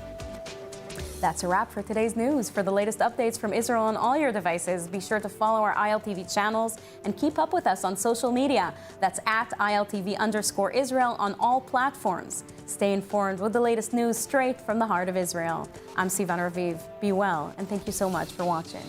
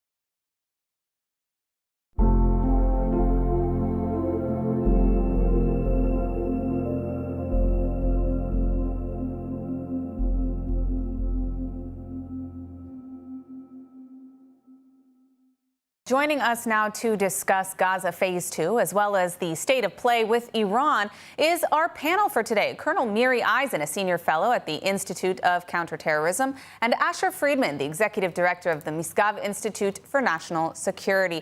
Welcome to both of you to the show. Asher, I'd like to start with you. What are your thoughts on the U.S. pushing forward into Phase 2 in Gaza, as well as inviting Turkey and Qatar to this board of peace? Well, thank you, Emily. We have to recall that the very first point in President Trump's 20-point plan is that Gaza will be a de-radicalized, terror-free zone. Now, there are absolutely people on the Board of Peace, on the Executive Committee, who are people who I know personally, who are truly dedicated to Israel's security, to a lasting peace between Israel and Gaza. But the devil, especially dealing with Hamas, is certainly in the details, and how all these various international bodies and boards and committees are going to actually lead to Hamas being disarmed, I think very much remains to be seen. Colonel Eisen, I want to ask you realistically, I mean, what are Israel's options in terms of Phase 2 in Gaza? And how can the risk posed by potential members of this board, such as Turkey and Qatar, can that risk be mitigated by Israel in any way? Emily, we already accepted Phase 2 when it was signed or presented by President Trump. And I want to remind everybody, what we as if paid is because we got back on October 13th, 2025, 20 live Israeli hostages. And I put that out there because it has to be connected one to the other. For that, and that's the 20 live and the bulk of the dead, and we still have Ran Gvili, who has not been given back, we had to compromise. We did not know the details of the compromise. And as Asher said very clearly, the devil is now in the details. You cannot go in and out of the area which is controlled still by Hamas except through Israel. The map that President Trump put together and posted is the map that goes hand in hand with this board of peace. It includes different lines, that yellow line, and then there's a red line. Israel and the Israeli troops are still sitting in and around the Gaza Strip. You can't go in by air, you can't go in by sea, you certainly cannot go in by land. So how does it actually happen that in this board you have all of these countries that Israel won't allow them in because they have to go through us? This has to be coordinated. I truly think, and this is my opinion, I have not sat in the room, not with the Prime Minister, not with President Trump, that the devil in the details has actually, yes, been brought to the table, meaning there's a lot of rhetoric that goes on in Israel right now against what's happening, but I do think that these different aspects were brought up before. I am not surprised that Turkey and Qatar are inside, because at the end the United States has interests that are not only the security of Israel. I do believe that they strongly believe in that, but that they're also going to bring additional hard to swallow elements into the room. All right, well, I do want to move to discuss a bit more about Iran. Colonel Eisen, let me ask you first. We see U.S. assets being moved to the Middle East, more of them on the way now. Threats from President Trump very much still on the table. Do you think the U.S. will ultimately take action, and what will the objective be for such an operation? So I'm going to separate that into two, Emily. I'm never willing to give a prediction on what President Trump will or will not do. And that means that they may attack and they may not attack. But I will try and address what would you attack if you attack, because I really don't know to say if they will or not. You need to, at this stage along the way, the threats that have come out very clearly, it has to be against the different regime projects. And that's both the Iranian Revolutionary Guard, which Israel attacked quite heavily in June of last year. I remind everybody we had absolute air superiority. You have to, when you attack something like that, you have to take into account what the Iranians will do. So I expect them to go against Iranian Revolutionary Guard targets, the air defense, and perhaps some of the missiles that I think that Iran would try to fire against us. But more than that, and Israel did not really do this in June of 2025, neither did the United States, is to go against the symbols that we're seeing right now. It could be against the supreme leader. It could be against not just the symbols themselves, but the different structures in which you house this Islamic regime, the one that makes the decisions that have been so horrific for the Iranian people, Persian-speaking people, over I'm going to say the last 40 years or 45 years, and certainly over the last few years, where they have no economy, no electricity, no water, and they have no future, and they're under sanctions. And I think that those different aspects would be attacked by the United States States if they choose to do so.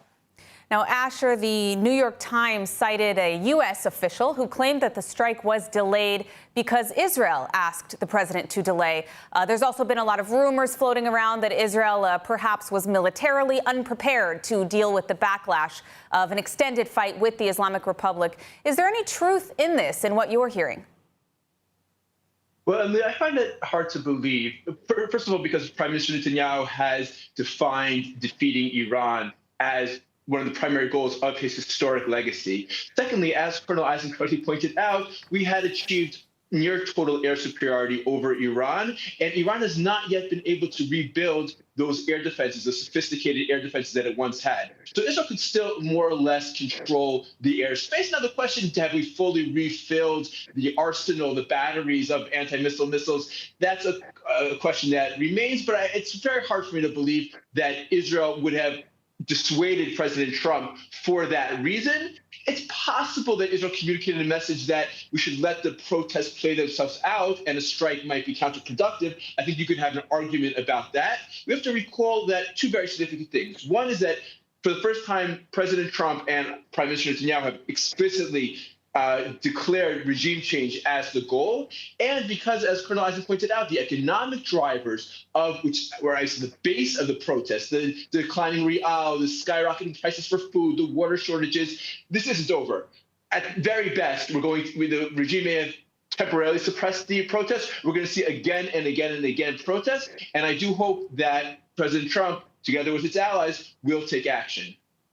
Now, I do want to ask both of you before we do have to wrap up. We'll start with you, Colonel Eisen. How likely do you think the fall of the Islamic Republic is at this point, based on what we're seeing in the streets right now?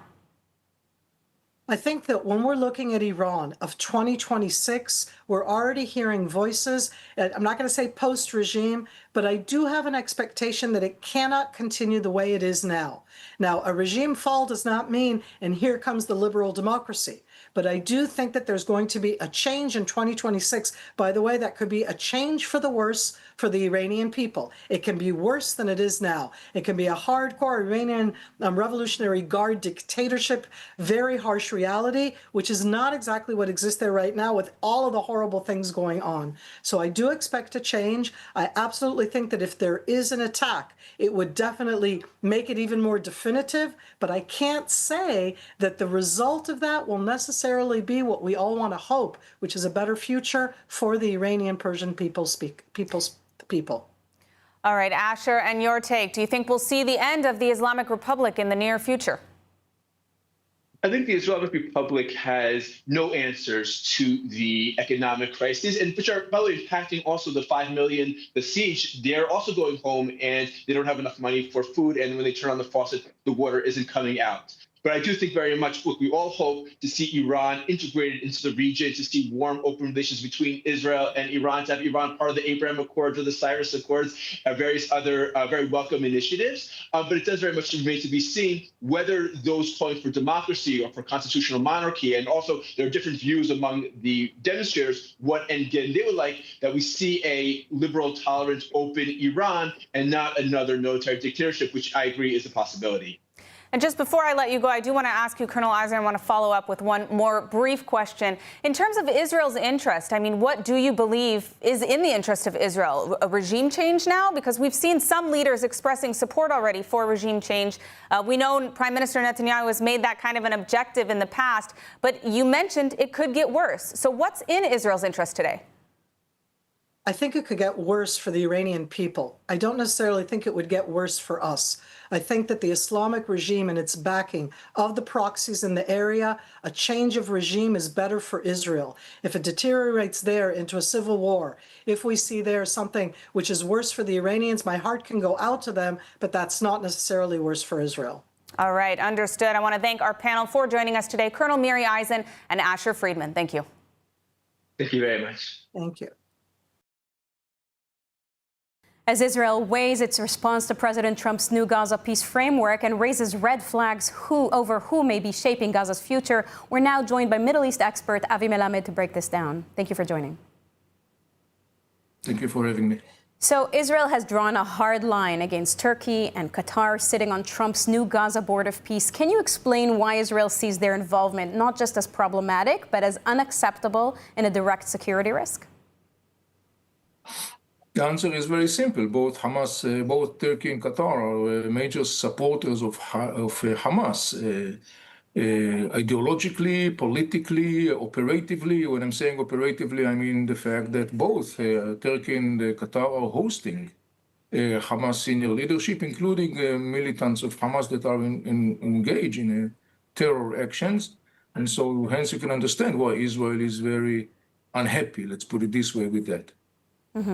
Now, Pakistan has now confirmed it received an invitation as well, despite having no ties with Israel and openly accusing it of genocide. How does that affect Israel's trust in this process? Well, the issue is not about trust. In the end of the day, Israel finds itself in a place where, to a large extent, it has to comply with the U.S. President Donald Trump. He's moving ahead with this program. Apparently, very clearly, he's taking into certain extent Israeli consideration, but mostly not taking Israeli consideration. He's determined to move forward. He declared the beginning of the second phase, and Israel basically has to face effects on the ground, as we see that in the case of Turkey and Qatar. And what are your thoughts about Vladimir Putin being invited?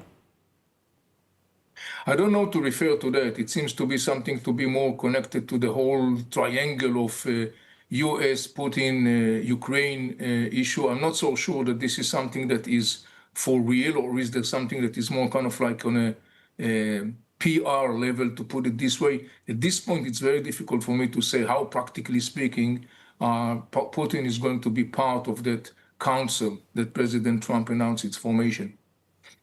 And Netanyahu is choosing to address his concerns quietly with Washington via Secretary Rubio rather than publicly confronting President Trump. Is that restraint strategic, do you think, or is there a rift starting to develop here? Well, if I'm trying to look from Netanyahu's perspective, particularly from a political perspective, I think that Netanyahu identified that development as a negative one for him, particularly, again, in the political context, because it's very clear that if Qatar and Turkey are going to become the major patrons, sort of speaking, of the reality in Gaza post the war, this is definitely not something that Netanyahu could market as what he was constantly marketing, the ultimate triumph. It's far from that. You could see that already even within the right-wing ranks, there is a growing discontent and criticism on Netanyahu. So from Netanyahu's perspective, I think that first and foremost, his resentment, to put it this way, is first and foremost, I would say, fueled by his political calculation. Remember that we are in a year of an elections. Netanyahu was playing the card of the ultimate triumph. As of now, it seems like Israel definitely cannot mark the ultimate triumph that Netanyahu was constantly marketing to the Israeli public. Okay, so bottom line, what would need to change for Israel to see this initiative as a stabilizing force in Gaza rather than a strategic risk?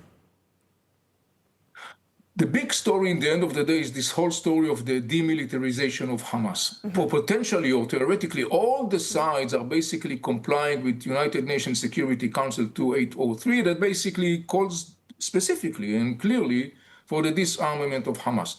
Hamas is saying, I'm not going to disarm it myself, and it's very obvious that nobody else is going to disarm Hamas. One cannot, of course, expect that neither Turkey or Qatar, of course, are going to disarm Hamas. And so you got a situation on the ground that, practically speaking, we are going to more or less square one, because Israel could continue and will probably continue and argue that as long as Hamas is not demilitarized, based, again, the international community formal decision, Israel is not going to withdraw from Gaza Strip. Israel is not going to play ball, sort of speaking, with the factors that are supposed to stabilize the situation in Gaza Strip. So all in all, when we look at this situation on the ground, I think that it's going back to square one, particularly in the sense that, in the end of the day, President Trump is subscribing the pace of events, the nature of the development of the events. I would even say, to a certain extent, subscribing reality to some sort of like an inner agenda of President Trump, and all other players has to basically comply with that inner agenda. Avi Melamed, thank you very much. My pleasure. Thank you for having me. Well, now joining us to discuss the situation in Iran, as well as Israel's qualms with the new Gaza Board of Peace, is the Director of Research at the Forum for Foreign Relations, Orel Tobelem. Orel, thank you so much for joining us today on ILTV. We're seeing horrific carnage from Iran. Is there still potential for the people to bring down this regime? Thank you, Emily. It's a pleasure to make an appearance. I believe that there is a room for the people of Iran to bring down a regime that has oppressed them for more than 4 decades by this point. However, this cannot be achieved without considerable help from foreign powers, especially the United States of America. Now, of course, we've seen horrendous casualties, as you already mentioned. Some reports are saying 12,000, others are saying 50,000 or possibly more. We're seeing reports of people who have been shot in the head whilst in their hospital beds by IRGC militias. Unfortunately, President Donald Trump has neglected right now the promise of foreign intervention, which he made about a week ago, saying that if Iran were to continue shooting protesters, then there would be consequences. Unfortunately, those consequences have not yet materialized, but many Iranians and many friends of the Iranian people, including myself, are hoping that they will. Now, President Trump has now at least called for new leadership in Iran, but what will it actually take to dismantle this regime altogether, whether it's military strikes or something else? One of the big problems with totalitarian regimes is that they are ultimately founded upon ideologies. The IRGC and the regime that sits above it are founded on the principles of Khomeinism. Khomeinism is a Shia internationalist theology which is geared towards export. And it is one that wants to subsume the entire world to an Islamic state. These are in the writings of Khomeini himself, in Hukumat-e-Islami, which are the transcribed speeches that he gave to students between January and February 1970.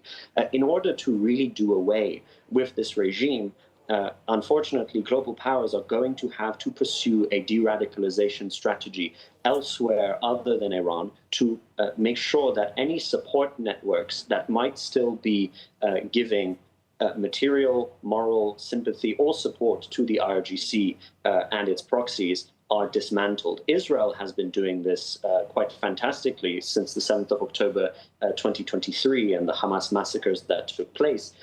But other countries have a lot of space to catch up. The United Kingdom is one of these countries. Australia is also one of these countries. Admittedly, they have taken steps towards that direction.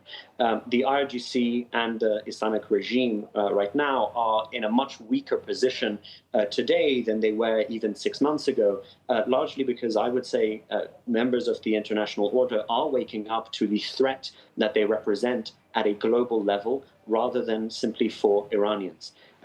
It will take a lot of work, not just kinetic offensives, but to de-radicalize and uproot Khomeinism from every facet of everyday life in the West. Well, you bring up something interesting. Of course, we know that billions of dollars of the Iranian people have been laundered through Western countries, the UK being one of them, Canada being another. So certainly that's something for the international community to look into a bit more when it comes to actually bringing this regime to its knees beyond any kinetic strikes.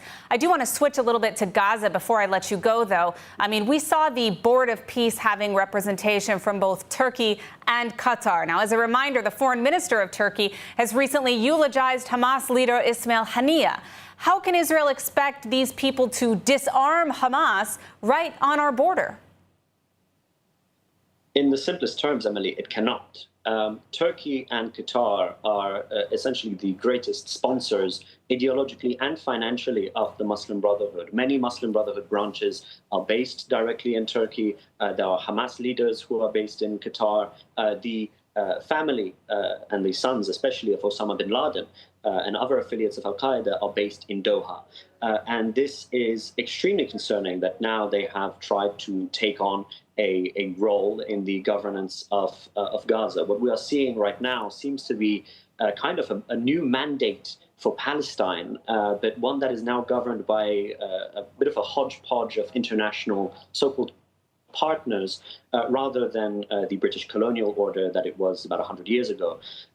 It's very concerning that especially Qatar, which is a leading financier of Muslim Brotherhood activity, especially in the West, is now poised to take a crucial position in the so-called disarmament, de-radicalization of Hamas, a group that it funded for years. I'm not entirely sure why they are being appointed to a board of peace at all, seeing as peace is not within their national strategy. Qatar and Turkey. Turkey is also very much on the radar for many people, especially Israel. Erdogan has previously published statements claiming that Al-Aqsa belongs to the Turkish state owing to its Ottoman legacy. Erdogan is someone who has very much invested in Muslim Brotherhood ideology in his educational curricula. There's a new policy of neo-Ottomanism that teenagers and adolescents in Turkey are learning through the school system. It's going to be very difficult to wrap one's head around exactly what Turkey and Qatar are doing in a new Gaza.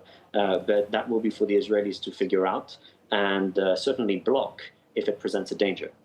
All right, well, we'll keep you updated on that. I want to thank you, Aurel Tobelem, for joining us today and shedding some light on the situation. Thank you, Emily. All right, well, joining us now to discuss the current situation in Iran and the possible next moves of the United States is Ari Aramesh, a national security expert and political analyst based in Washington. Ari, thank you so much for joining us today. To start, what is your take on Trump's latest comments that seem to be backing off of military intervention after only days before encouraging Iranians to take to the streets? Is this part of a strategy? Good to be with you, Emily. Trump is being Trump. On the one hand, he has posted on social media and he's made clear declarations of support. He said if they shoot, meaning the regime, if they shoot the protesters, we, the U.S., will shoot back. He also said we are locked and loaded. That's a pretty clear signal. And then he said there's going to be a heavy price to pay for the regime. Now, you put those statements and others that the president said help is on the way, people of Iran keep protesting, take over your government institutions. These are not messages of support, and I say this as a Democrat, these are not messages of support that you had coming out of the White House during the Obama years or the Biden years. There would be some symbolic gesture, the Obama White House or the Biden White House, or for that matter, the Bush White House, would say something along the lines of, hey, we support the protesters, we support peaceful protesters, but nothing in the sense of we're locked and loaded or we're going to shoot back. And that gave a lot of courage and a lot of sort of ambition and support for the Iranian people to go on the streets. The government opened fire the first 2 nights. Estimates are as high as 20,000 people murdered, and that's coming from CBS News. This is not some fringe online outlet. This is the Columbia Broadcasting System, CBS, a major network TV here in the U.S., and they're saying it's as high as 20,000. Chances are we're going to find out the numbers are far higher. Now we have 3 options, or at least I can foresee 3 options. Based on what the president said last night, that he believes that the killing has stopped, 100% wrong, and there are no executions planned, also 100% wrong. It seems like he's looking for an off-ramp. If that happens to be the case, that is by far the worst-case scenario for the Iranian people and also for the U.S. and U.S. allies. That shows that the president drew a red line, didn't enforce it. It's terrible for American credibility, but also shows that the president backed off. But I'm not sure that's Trump. So there are 2 other options. Option 2, which is not great, not bad, but more sort of on the side of doing something, but not enough. Let's say when President Trump, told Assad to stop to stop the killings, and he didn't. The president hit a couple of air bases in Syria. He did something, but far from enough. If you do that in Iran and the regime survives, what's going to happen is they're just going to take their wrath on the Iranian people who are not armed, who are peaceful protesters. So the Iranian government is just going to crack down harder and kill everybody with the excuse that they're all American or Israeli agents. But the third option, which I think is the best option, is an organized air campaign that will decapitate and cripple the Iranian regime. Decapitate meaning go after the political and military heads, the political heads with links to the military and the coercive apparatus. That's Khamenei. He's the commander-in-chief. He is the one issuing these kill orders. Do not capture, kill orders.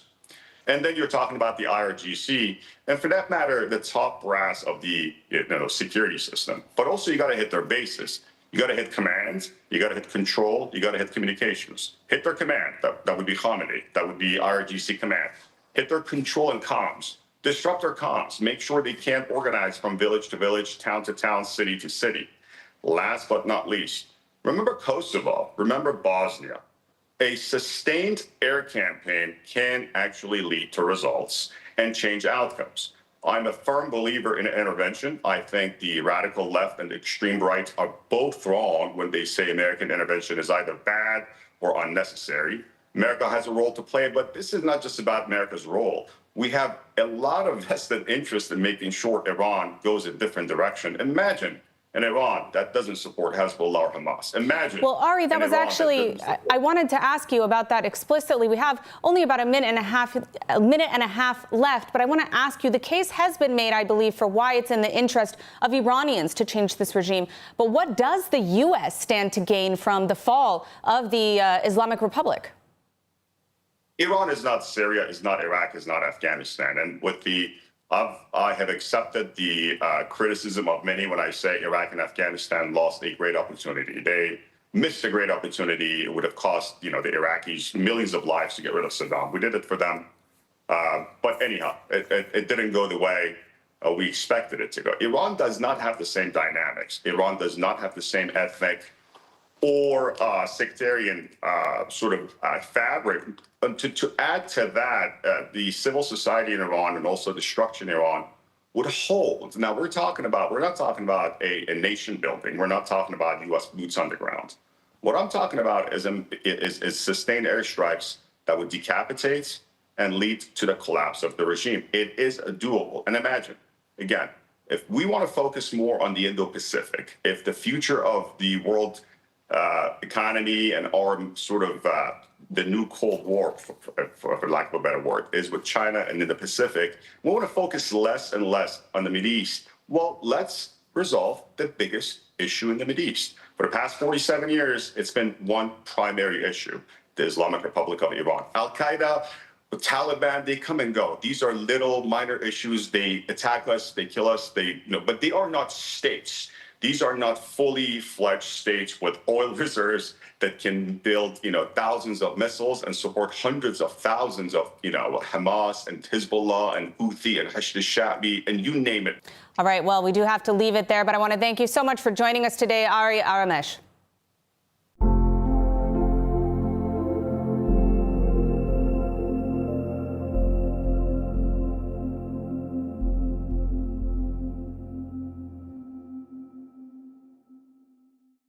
And we've got some exciting news. You can now get Israeli updates on your WhatsApp channel. Breaking stories, live updates, and verified reports, all delivered fast and accurate. Just scan the QR code on your screen now to join. And ILTV is partnering with Regavim to spotlight one of the most critical issues facing Israel today, the protection of our national land and resources. Regavim works on the ground in the courts and in the Knesset to expose illegal land seizures, defend the rule of law, and safeguard Israel's heartland, especially in Judea and Samaria. So if you want real data and a deeper understanding of what's happening beyond the headlines, you can scan the QR code on your screen or visit regavim.org and sign up for their newsletter. Learn how you can play a role in safeguarding the land of Israel.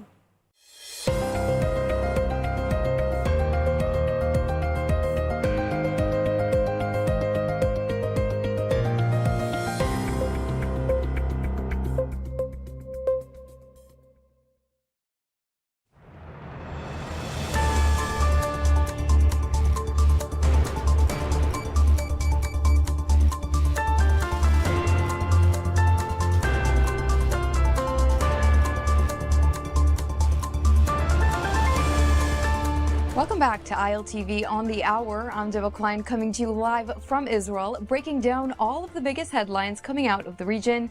Here are the latest developments. All eyes today are on Davos and the World Economic Forum, where global leaders and lawmakers congregate to discuss global matters. But on the sidelines of this annual event, U.S. President Donald Trump has gathered 20 leaders of various nations to sign the charter of his Board of Peace, which he inaugurated today. According to Trump, the board will serve as an international peace-building body to address global conflicts and, further down the line, potentially rebuild Gaza. Trump will head the board, with executive committee also announced to include Tony Blair, Mark Carney, Marco Rubio, Steve Witkoff, and Jared Kushner.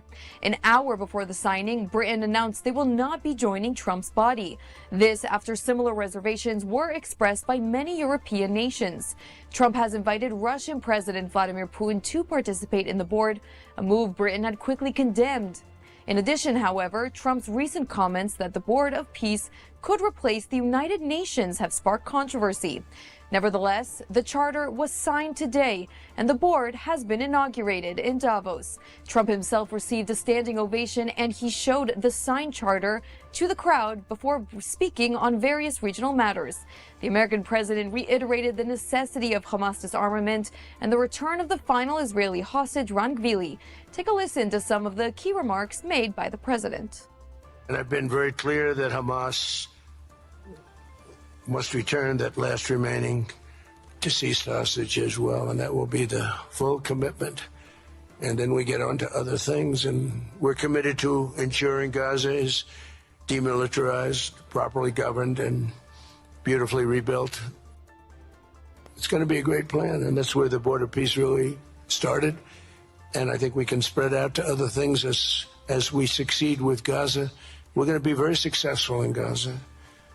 It's going to be a great thing to watch, and we can do other things. We can do numerous other things. Once this board is completely formed, we can do pretty much whatever we want to do, and we'll do it in conjunction with the United Nations. You know, I've always said the United Nations has got tremendous potential, has not used it.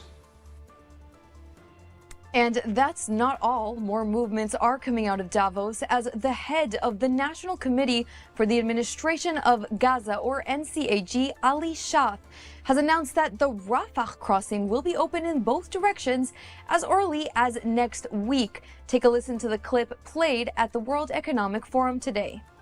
As a first step, I am pleased to announce the Rafah crossing will open next week in both directions. For Palestinians in Gaza, Rafah is more than a gate. It is a lifeline and symbol of opportunity.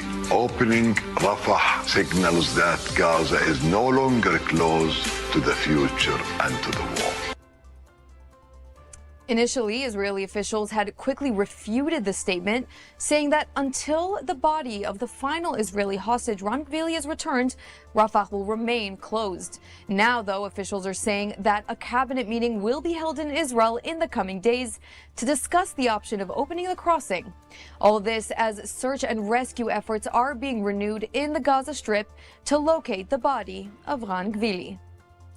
And far away from Davos, where global leaders discuss the fate of the region, Russian President Vladimir Putin met with Palestinian Authority leader Mahmoud Abbas in the Kremlin. Following the meeting, Putin has pledged to invest $1 billion in the Board of Peace to advance Gaza's reconstruction efforts.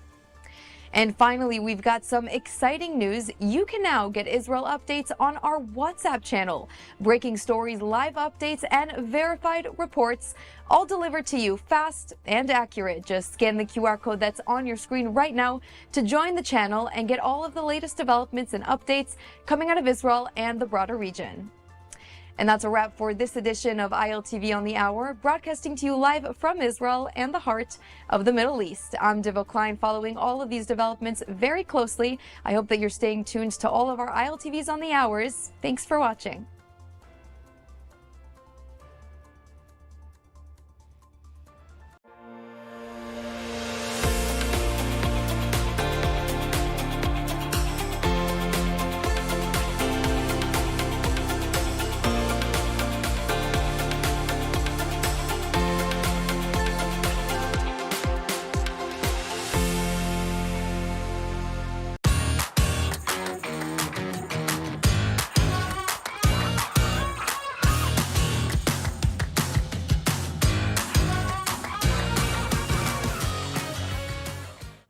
Hello and welcome to ILTV Insider. I'm Ayan Hoffman, executive editor of ILTV, and tonight we are stepping back to look at the full picture. Gaza is not demilitarized. One hostage is still held. Hezbollah is being struck despite a ceasefire. Iran is watching and recalculating, and global powers are moving in ways that could reshape the region for years. I'm joined by Ruth Wasserman-Lande, one of Israel's sharpest voices on regional politics, to break down what is really happening, who is calling the shots, and what Israel's next moves may be. So let's get started. Ruth, I want to start with Gaza and what feels like an absolute growing contradiction. Netanyahu says Turkey and Qatar are going to have no role in post-war Gaza, and yet U.S. President Donald Trump has invited both countries to take part in the executive board. Who is going to ultimately decide what is going to happen over here? So I cannot decisively say what will happen, but I can say this. Fidan Hakan, the foreign minister of Turkey, is certainly no friend of Israel. I would dare say not of the United States either, but that's completely overlooked by the current administration, or any administration for that matter. Sitting on the Council of Peace, I think they call it, it sounds almost like the UN at this moment in time, with really partners that are anything but humanitarian, sitting at the head of the humanitarian committee. Very, very problematic for Israel, with the presence of Turkey in Syria from the north of the country, and a presence, and I call it a presence, if they do sit in that council, in the south. That's a kind of a overlapping, I would say, from both sides, takeover, or the preparation of a takeover for the Turkish leadership. And I know it sounds very dramatic, but I stand behind my words. I think that there is a huge threat from Turkey. By the way, not only do they have the capability militarily, but they stated every day that they will free Jerusalem. Freeing Jerusalem means overtaking the state of Israel with its capital and freeing it of the Israelis or the Jews inside. Very, very dangerous, both capability and declaration of will. That's, you know, in theory is casus belli, a declaration of war, and is very, very problematic. Now, I know that Trump is not naive. I have no hesitation about the fact that he understands, he gets it.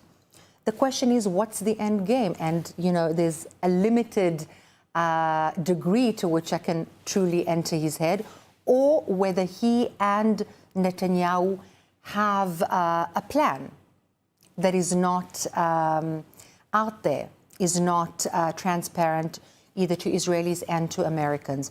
What I can say decisively is that Turkey, Qatar are problematic, particularly now that they're forging a very, very dangerous coalition. Saudi Arabia, Pakistan, Turkey, and Qatar, I think vis-a-vis what they perceive to be potential access of Israel, a new leadership in Iran once the regime falls, India, and the United States of America. Wow, and it's really, it's striking, because if we would have a presence, as you described, like Turkey, which is supportive of the Muslim Brotherhood and has not been secretive about its intentions for Israel, as you said, on the southern border, we'd essentially be back where we started on October 7th. We'd be even worse, because Turkey is a very huge factor. In fact, Turkey would be competing to lead the extremist Sunni axis, which will become very, very powerful now that we have weakened the Iranian Shiite axis, and we shall weaken it even further, because there will be a war, there will be a strike in 2026, and I do believe that we will see this year a change of regime. It's a very good thing on the one hand, a freedom for the Iranian people from this captivity. Assuming a better regime comes into play? I would like to think that if a regime change would be in place, and I do believe that it will be, that is being planned by the powers that are expected to perform this regime change or aid the Iranian people in creating this regime change, which they so want. It would be unthinkable to leave it for luck. However, good as it may be, the Sunni axis, on the other hand, will gain a lot of power given the kind of a free corridor that it will be receiving. And this is very problematic because Pakistan has nuclear power, Saudi Arabia has a lot of money, and so does Qatar, and Turkey has huge military might and is a NATO member.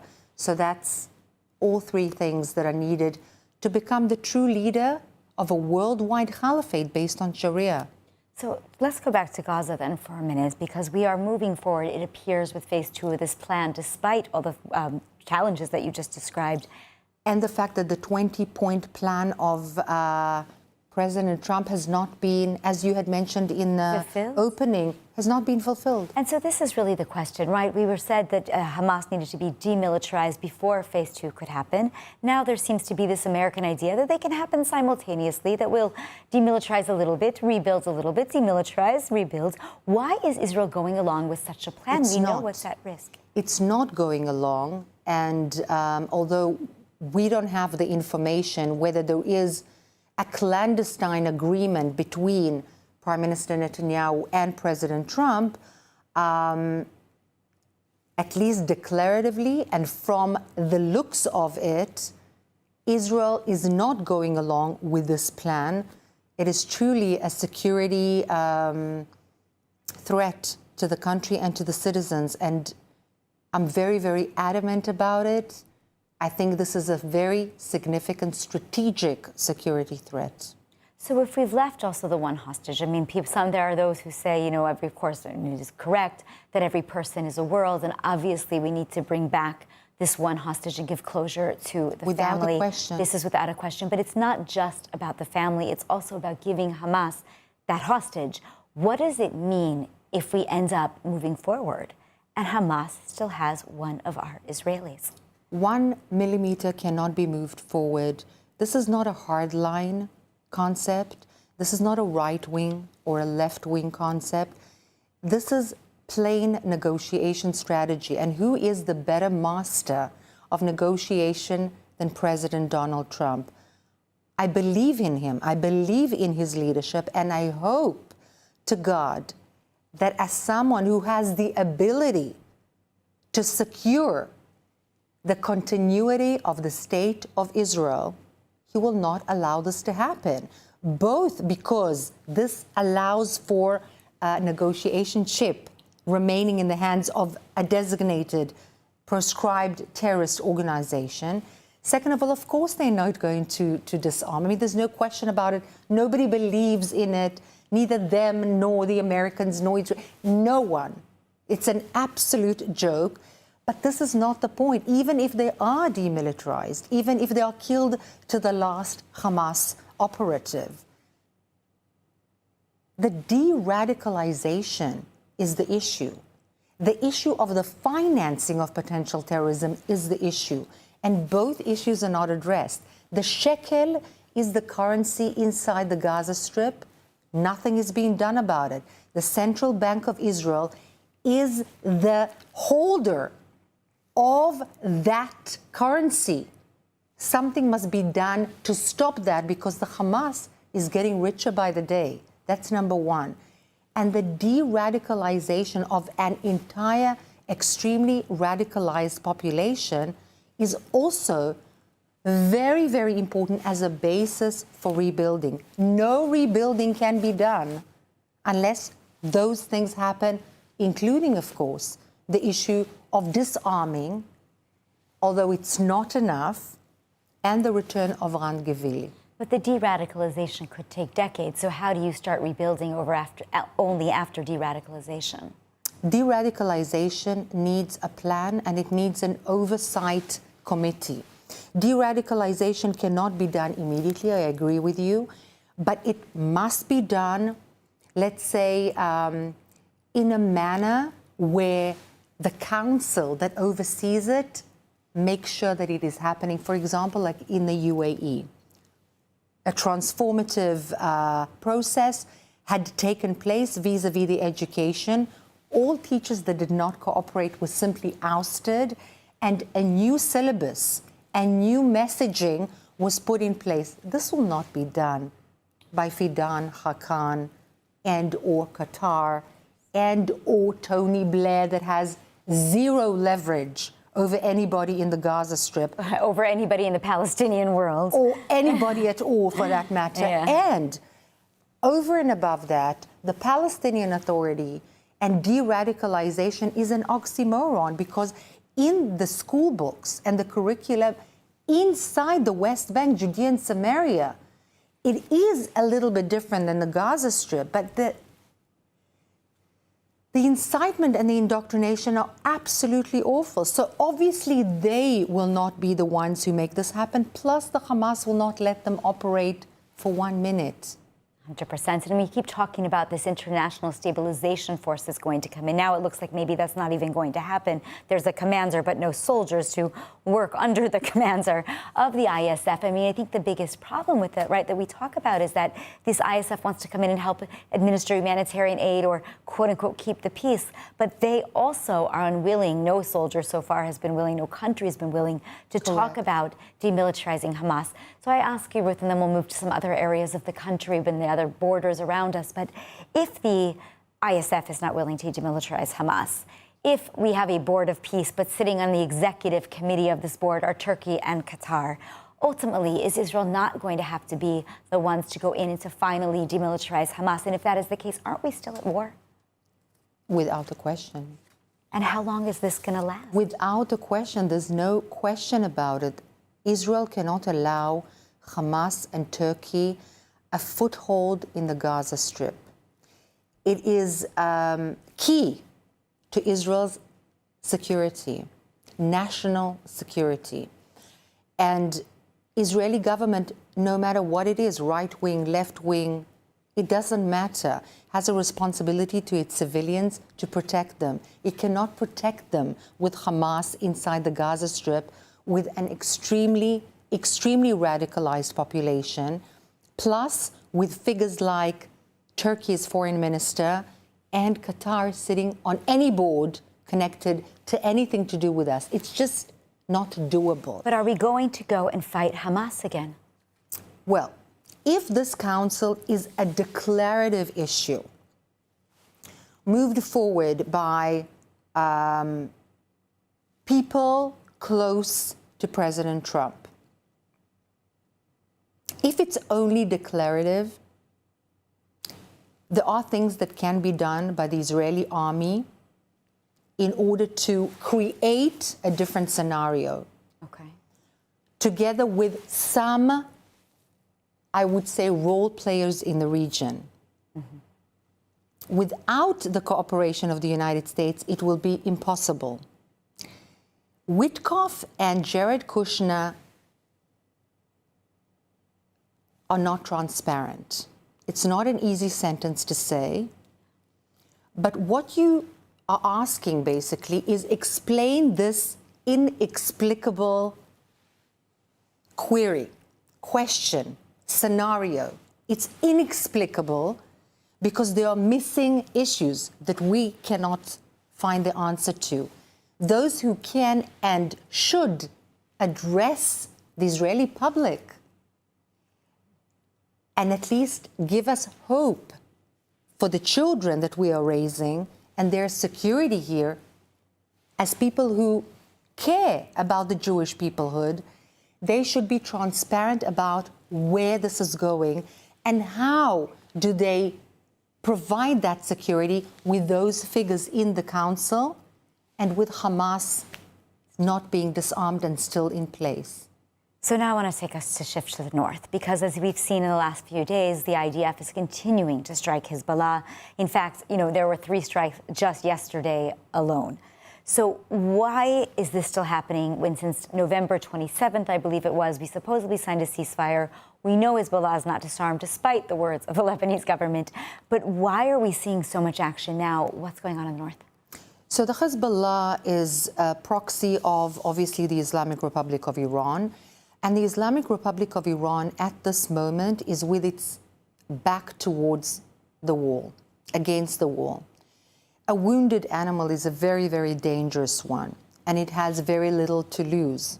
Situation in Iran is terrible, with tens of thousands of people, unarmed civilians, massacred, burnt, raped, killed. It is absolutely horrendous.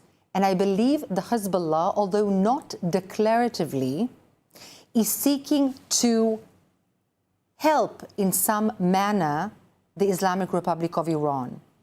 Furthermore, of course they will not disarm. There is no question about it. No terrorist organization in the history of terrorism has ever voluntarily disarmed. And the idea that Tom Barak had put forward that the Lebanese army would disarm the Hezbollah is, again, inexplicable and oxymoronic, because inside the Lebanese military, inherently, there are Hezbollah forces, because it is made up of the different fragments of the Lebanese population. Again, a very senior representative of a very positive, operative friend of Israel, in my humble opinion, is not transparent enough to the people of the region as per how the inexplicability may be explained. And this is an issue to address with courage. Now, you sounded very confident before when you said that there would be regime change in Iran this believe year. so. And there would be an attack, I believe. You said another war with Iran in 2026. Tell me what gives you that confidence. What are we looking at for a strike? And is this the U.S. and Israel together? So what I feel is happening in Iran is that the uprising cannot be moved back. Okay. It cannot be stopped. It cannot be calmed. It cannot be quietened. The hearts of the people, the emotions of the people, the minds of the people cannot go back after what had happened. Not only is the economic situation disastrous, they have no water, they have no food, they have no employment, they have no pride, but they know that their regime is sending millions and millions of dollars to the Hezbollah, to Hamas in Syria, and to Hamas and Islamic Jihad in the West Bank, Judea and Samaria, and Gaza Strip. And they've had it. Now, after the current massacre, there's no going back. People will not go back. Okay. They will not go back. There is no, let's say, enveloping this anger any longer. And therefore, this regime cannot go on. Yes, they are not going into the streets anymore because they are being literally massacred. But they're going on top of the roofs. They are not for 1 minute going to be under this regime calmly. So when do we attack? There will be an attack. I have no idea when. There is a preparation for an attack. President Trump has said help is on the way. He cannot possibly be an Obama and not stand behind those words. I don't believe he would do such a thing. I don't believe he wants to do such a thing. And I don't believe he wanted not to attack, but that the attack, when it will be in order to make sure that there is a regime change. And now maybe it was too early to ensure that that happened? Perhaps. Perhaps. Do you think the rumors that Netanyahu was asking him to delay? I don't know if it's Netanyahu. I don't know if it's the Turks. I don't know if it's the Qataris. I don't know who it was. But there is no question in my mind that he is determined to be real and true to his word. Help is on the way. Now, Iran is not homogenous. There is Baluchi population, there is Azeri population. There are Arab Sunnis in the southern part of Iran, in Arabistan or Khuzestan. There are Iranians, liberal Iranians. There are all kinds of people in approximately 90 million person republic. So homogeneous it is not. Also, there's a question mark, a legitimate one, whether Reza Pahlavi will be able to unite everybody in a transitional period in order to make Iran better again. I personally think that he has strength and infrastructure within Iran and that he is able to, having formulated a plan with many, many partners throughout the last years, to do such a thing. Will it succeed or not? The good Lord knows it. Also, I'm not a prophet. But I believe in that strength. I believe in that possibility. And if and when that happens, the natural alliance between the new Iran and Israel is, on the one hand, an unbelievably formidable coalition of good, innovation, prosperity, strength, together with the United States of America, together with India, and so on. And at the same time, there are a huge threat to the likes of Turkey and Saudi Arabia, which is why we are seeing on the other side a kind of a coalition of, let's be honest, like-minded partners. Like-minded evil versus like-minded good. Now, unfortunately, we are running out of time, so we do have to wrap it up. It goes by so quickly when there is just so much to cover. So, absolutely. Ruth, thank you so much for being here tonight and joining us on Insider. If you found this discussion valuable, please check out the ILTV podcast for a series of more in-depth interviews on YouTube, Spotify, or wherever you get your podcasts.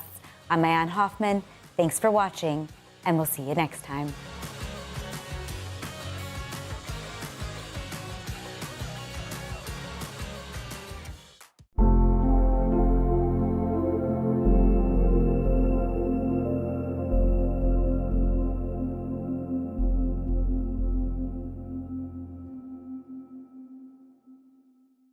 Israeli Defense Minister Israel Katz praised the strong and growing security alliance between Israel and Greece. Speaking Tuesday at a joint press conference with Greek Defense Minister Nikos Dendias in Athens, Katz said operational cooperation between the two countries is expanding and described joint military exercises as a force multiplier that strengthens the security systems of both Israel and Greece.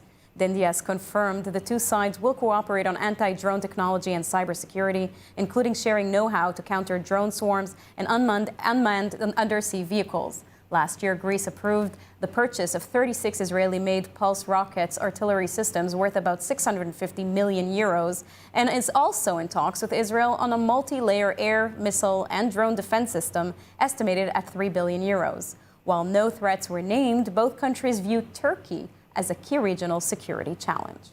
Μελετήσαμε το Ισραηλινό μοντέλο και επί τη βάση αυτού δημιουργήσαμε το Ελληνικό Κέντρο Αμυντικής Καινοτομίας.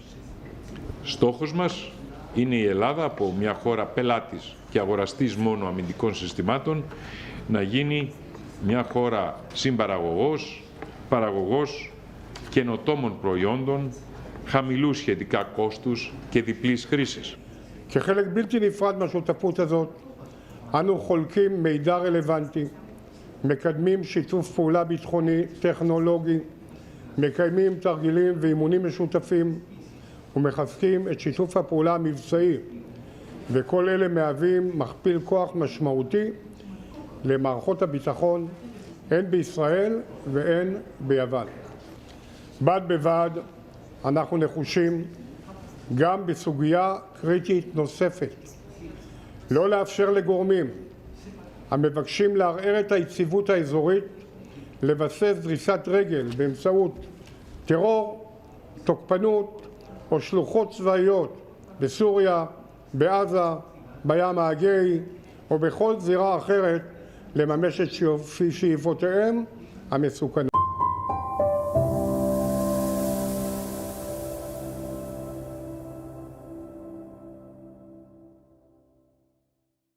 When we realized that we're getting married and that we're starting this beautiful journey together, then I said to him, I want this to be part of our journey. And immediately when we started, we realized that this is our journey. This is our gift to the world, to be traveling, to be not in the system, to be outside of the metrics, to be living an alternative life. Welcome to The Nosh! Today I have an amazing guest, Maayan Klein, part of the Jewish Nomads. Well, one half of the Jewish Nomads, and if we count the kids, there's a little more. We're going to talk about the Jewish Nomads in a little bit. The Nosh. People have been asking me, Kosher Guru, the Nosh. Because I love to nosh, and a nosh is a little taste of here and there. So a little taste of Jewish lifestyle, Israel lifestyle, from culture to fashion to politics to food to travel to music and so much more. So today we're here with ILTV, noshing away with Maayan. Thank you so much for joining me here in studio. It's a pleasure, Maayan. Thank you. You're welcome. So talk to me, the Jewish Nomads. What is a Jewish nomad? Okay, first of all, thank you for having me. It's a big pleasure. I don't know what a Jewish nomad is, but I can tell you what I'm the Jewish nomad is. So basically, I'm Maayan. Nice to meet you all. And we've been the Jewish nomads already for 8 years. We travel already the world for 8 years since we got married. Whoa. Who's we? Explain to me who we are or is. First of all, today's my anniversary. Oh, happy anniversary. Yes. Happy anniversary, Maayan. Thank you. So really today, it's been 8 years. I'm married to beautiful Ashriel, and I call him Ash. You're welcome to call him Ash as well. And I have two beautiful daughters. Their name is Odeh, who's 4, and Naya, who's 1.5 years. Very nice. And all of us are the Jewish nomads. And what makes you a nomad? And I'm assuming you're Jewish, so what makes you a Jewish nomad?